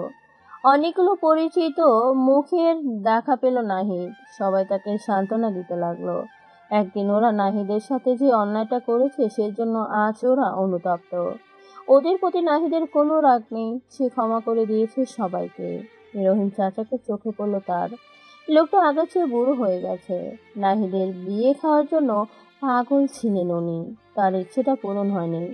রহিম চাচাকে জড়িয়ে ধরে অনেকক্ষণ কাঁদলো নাহিদ। কাঁদতে কাঁদতে বলল, আচ্ছা, এ কি হয়ে গেল? রহিম চাচা নাহিদের পিঠে হাত বুলাতে বুলাতে বলল, কেঁদো না বাবাজি, কেঁদো না। আল্লাহ যা করেন ভালোর জন্যই করেন। তোমার বাবা বেঁচে নেই তো কি হয়েছে, আমরা তো আছি। নাহিদ কান্না থামিয়ে বলল, আচ্ছা, আমাকে একটু বাবার কবরের কাছে নিয়ে যাবে? চলো। শান্ত কণ্ঠে বললেন রহিম চাচা। কবরস্থানের বাইরে রিয়াকে দাঁড় করিয়ে নাহিদ ভেতরে ঢুকলো রহিম চাচার সাথে। ভেতরটা তার কষ্টে ফেটে যাচ্ছিল। ইচ্ছে করছে আকাশ বাতাস কাঁপিয়ে কান্না করতে। বাবার কবরের পাশে বসতেই হু হু করে কেঁদে উঠলেন সে। একটু আগে এই পথ দিয়ে যাওয়ার সময় কবরটা চোখে পড়েছিল তার। তখনও সে ভাবেনি এটা তার বাবারই কবর। কবরের পাশে বসে কাঁদতে কাঁদতে সে বললেন, বাবা, এ দেখো তোমার ছেলে ফিরে এসেছে। এ দেখো বাবা, আমি তোমারই ছেলে। একবার মুখ তুলে তাকাও বাবা। কি হলো, এত অভিমান করে আসো কেন? বলছি তো আর কখনো চলে যাবো না। হে বাবা, বাবা কথা বলো বাবা। এত অভিমান কেন তোমার? কথা বলবে না আমার সাথে? কথা বলো বাবা। শেষের কথাটা জোরেই চিৎকার করে বলল। তখন রহিম চাচা তার কাঁধে হাত রেখে বললেন, বাবাজি ওঠো, কবরের পাশে এভাবে কাঁদতে নেই। চাচার দিকে তাকিয়ে নাহিদ বলল, চাচা, আমার বাবা আমার সাথে অভিমান করছে। তুমি বাবাকে বলো আমার সাথে কথা বলতে। বলো না চাচা, কি হলো বলছো না কেন? হঠাৎ যেন অবুঝ হয়ে গেল নাহিদ। রহমত চাচা তাকে সান্ত্বনা দেওয়ার ভাষা খুঁজে পেলেন না। নাহিদ আরো অনেকক্ষণ কেঁদে চলল বাবার কবরের পাশে। তারপর চোখ মুখ মুছে উঠে দাঁড়ালো। তখন আরেকটা কবর দেখিয়ে রহিম চাচা বললেন, ওটা কার কবর জানো? আর তোমার সাথে যে মেয়েটার বিয়ের কথা ছিল ওই মেয়ের কবর। আত্মহত্যা করেছিল। তবে অনেকেই মনে করে মেয়েটা আত্মহত্যা করেনি, তার বাবার সব সম্পত্তি নিজের নামে করে নিয়ে তাকে মেরে ফেলেছে রহমত আর তার ছেলে। কবরটা থেকে কিছুক্ষণ তাকিয়ে থাকলো নাহিদ, কিছু বলল না। শুধু মনের ভেতর কিছু ঘৃণার সৃষ্টি হলো রহমতের মতো কিছু নর পশুদের প্রতি। ওরা যতদিন সমাজে থাকবে ততদিন সমাজের উন্নতি হবে না। কবরস্থান থেকে যখন বেরিয়ে যাচ্ছিল ওরা, তখন নজরুল সাহেব ঢুকছিল মেয়ের কবরের কাছে যাওয়ার জন্য। কিছু মুহূর্ত তখন উনি থমকে দাঁড়ালেন নাহিদকে দেখে। নাহিদও অবাক দৃষ্টিতে চেয়ে থাকলো উনার দিকে। মেয়েকে হারিয়ে হয়তো উনি অস্বাভাবিক হয়ে পড়েছেন, চেহারায় বার্ধক্যের ছাপ এসে পড়েছে, হয়তো উনি যে কোনো মুহূর্তে চলে যেতে পারেন উপরে। অনেকদিন পর দুজন দুজনকে দেখে অনেক কিছু বলতে চাইলো, কিছুই বলতে পারলো না ওরা। নাহিদ নীরবে পাশ কাটিয়ে চলে এলো। দারোয়ানের কাছ থেকে পেটির শ্বশুর বাড়ির ঠিকানা নিয়ে নাহিদ রিহাকে সাথে নিয়ে এলো। একটা 5 তলা বিল্ডিং এর সামনে দাঁড়িয়ে সে ঠিকানা মিলিয়ে দেখলো। সঠিক ঠিকানা বুঝতে পেরে দুজন খোলা গেট দিয়ে ভেতরে ঢুকলো। চারপাশে তাকালো ওরা, কিন্তু কাউকেই দেখতে পেল না। হঠাৎ গাড়ি পার্কিং এর জায়গায় চোখ আটকে গেল নাহিদের। ওইখানে তার প্রিয় বাইকটা সযত্নে মুছে রেখেছে কেউ। বাইকটার পাশে গিয়ে দাঁড়ালো নাহিদ। প্রতিটা অংশে স্পর্শ করতে লাগলো সে আবেগে। তখন কোথা থেকে বাড়ির দারোয়ান এসে বলল, এ কারা আপনারা? এখানে এভাবে ঢুকে পড়ছেন কেন? এখানে কি করছেন? নাহিদ শান্ত কণ্ঠে প্রশ্ন করলো। প্রীতি কি আছে বাসায়? হ্যাঁ ম্যাডাম আছে বাসায়, কিন্তু আপনারা কারা? দারোয়ানের কথা শেষ হতেই কোট টাই পরে এক লোক আস্তে আস্তে দারোয়ানের উদ্দেশ্যে বলল, কি ব্যাপার ফজলু, ওরা কারা? চিনি না, প্রীতি ম্যাডামের খোঁজ করছে। জবাব দিল দারোয়ান। তখন লোকটা নাহিদের সামনে এসে বলল, আমি প্রীতির স্বামী ডাক্তার শাকিল। প্রীতির খোঁজ কেন করছেন? আমি নাহিদ, প্রীতির ভাই। নামটা শুনেই চমকে উঠল শাকিল। সন্দেহ দূর করার জন্য আবার প্রশ্ন করলো, কি নাম বলেন আপনার? নাহিদ। তখন আর দেরি করলো না শাকিল, জোরে চিৎকার করতে বলতে লাগলো, প্রীতি, প্রীতি, মা, মা কোথায় সবাই? দেখা যাও কে এসেছে। প্রীতি। তখন ভেতর থেকে প্রথমে বের হলো প্রীতি, আর কোলে 2 বছরের একটা বাচ্চা। নাহিদকে দেখে বাচ্চা সহ দৌড়ে ছুটে এলো সে। বাচ্চাটা স্বামীর কোলে দিয়ে জড়িয়ে ধরল সে নাহিদকে। কান্নাকে সে আটকাতে পারেনি প্রথমেই, জোরে কাঁদতে কাঁদতে বলল, ভাইয়া রে, কোথায় ছিলি তুই এতদিন? কত খুঁজেছি তোকে, কত মিস করেছি ভাইয়া। কান্নার পেট বাড়তে লাগলো প্রীতির। নাহিদের চোখ বেয়ে অশ্রু গড়িয়ে পড়তে লাগলো প্রীতির পিঠে। আবেগ জড়িত কণ্ঠে সে বলল, আমি তোকে মিস করছি, অনেক মিস করছি, সবাইকে মিস করছি। 2 ভাই বোনের কান্নার শব্দ যখন এক হলো, তখন ভেতর থেকে চশমাটা চোখে দিয়ে বের হলেন খালেদা বেগম। নাহিদকে দেখে স্তব্ধ হয়ে গেলেন তিনি কিছুক্ষণ। নাহিদ প্রীতিকে ছেড়ে দিয়ে চোখ মুছে রাখলো। মা। খালেদা বেগম ছুটে এলেন ছেলের দিকে। ছেলেকে জড়িয়ে ধরে অনেকক্ষণ কাঁদলেন। কাঁদতে কাঁদতে বললেন, কোথায় ছিলি বাপ এতদিন? কিভাবে ছিলি? তোর মাকে ছেড়ে থাকতে তোর কষ্ট হয়নি? আমার কথা একবারও ভাবলি না? তোকে ছেড়ে 4টা বছর কি করে কাটিয়েছি আমি বলতে পারিস? নাহিদ কাঁদতে কাঁদতে বলল, আর কখনো যাবো না আমার কোথাও, আমরা আবার আগের মতো হব। ছেলেকে ছেড়ে দিয়ে খালেদা বেগম চশমাটা খুলে চোখের জলটুকু মুছলেন। তারপর মলিন কণ্ঠে বললেন, কি করে আগের মতো হব? তোর বাপেই তো আমাদের ছেড়ে চলে গেছে। জানি মা, বাবার কবর দেখে এসেছি আমি। আমরা আমাদের সংসারটা নতুন করে সাজাবো না হয়। বলি নাহিদ রিয়ার সাথে পরিচয় করিয়ে দিল মায়ের। রিয়া প্রীতির হাত ধরে দাঁড়িয়েছিল। নাহিদ তাকে দেখিয়ে বলল, মা, ও তোমার বৌমা, আসার সময় আমরা বিয়ে করে এসেছি। রিয়া তার শাশুড়িকে সালাম করলো পা ছুঁয়ে। শাশুড়ি তার মাথায় হাত বুলিয়ে দিয়ে বুকে জড়িয়ে নিলেন। তারপর বললেন, সুখী হও মা। রিয়া মৃদু হাসলো। নাহিদ তখন মাকে বলল, মা, ওকে তোমাদের সাথে রাখো কয়েকদিন, আমি আমাদের বাড়িটা খালি করে তোমাদের নিতে আসবো, আমরা আবারও আমাদের বাড়িতে থাকবো। বলি নাহিদ নিজের বাইকটার দিকে এগিয়ে গেল। সাবধানে বাইকে উঠে বসলো সে। তখন প্রীতি পাশে এসে বলল, জানিস, তুই নেই বলে আমার কিচ্ছু ভালো লাগতো না। এই বাইকটা কি আমার খুব আপন মনে হতো, তাই এটা আমার কাছে নিয়ে আসি। প্রতিদিন যত্ন করে নিজ হাতে বাইকটা মুছতাম, আর তোর কথা মনে করে কাঁদতাম ভাইয়া। আমিও যাব তোর সাথে। তাহলে তোর বাচ্চা সামলাবে কে? ওর বাবা আছে না। বলি স্বামীর দিকে তাকালো প্রীতি। তারপর জিজ্ঞেস করলো, কি বাচ্চা সামলাতে পারবে না? শাকিল মৃদু হেসে জবাব দিল, পারবো। তখন হাসি মনে উঠে বসলো প্রীতি বাইকের পেছনে। নাহিদ বাইক স্টার্ট দিল। কতদিন পর দুই ভাই বোন পাশাপাশি বসে আবার বাইকে চড়েছে। মুহূর্তটা আবার ফিরে আসবে তা দুজনেই কেউ ভাবেনি।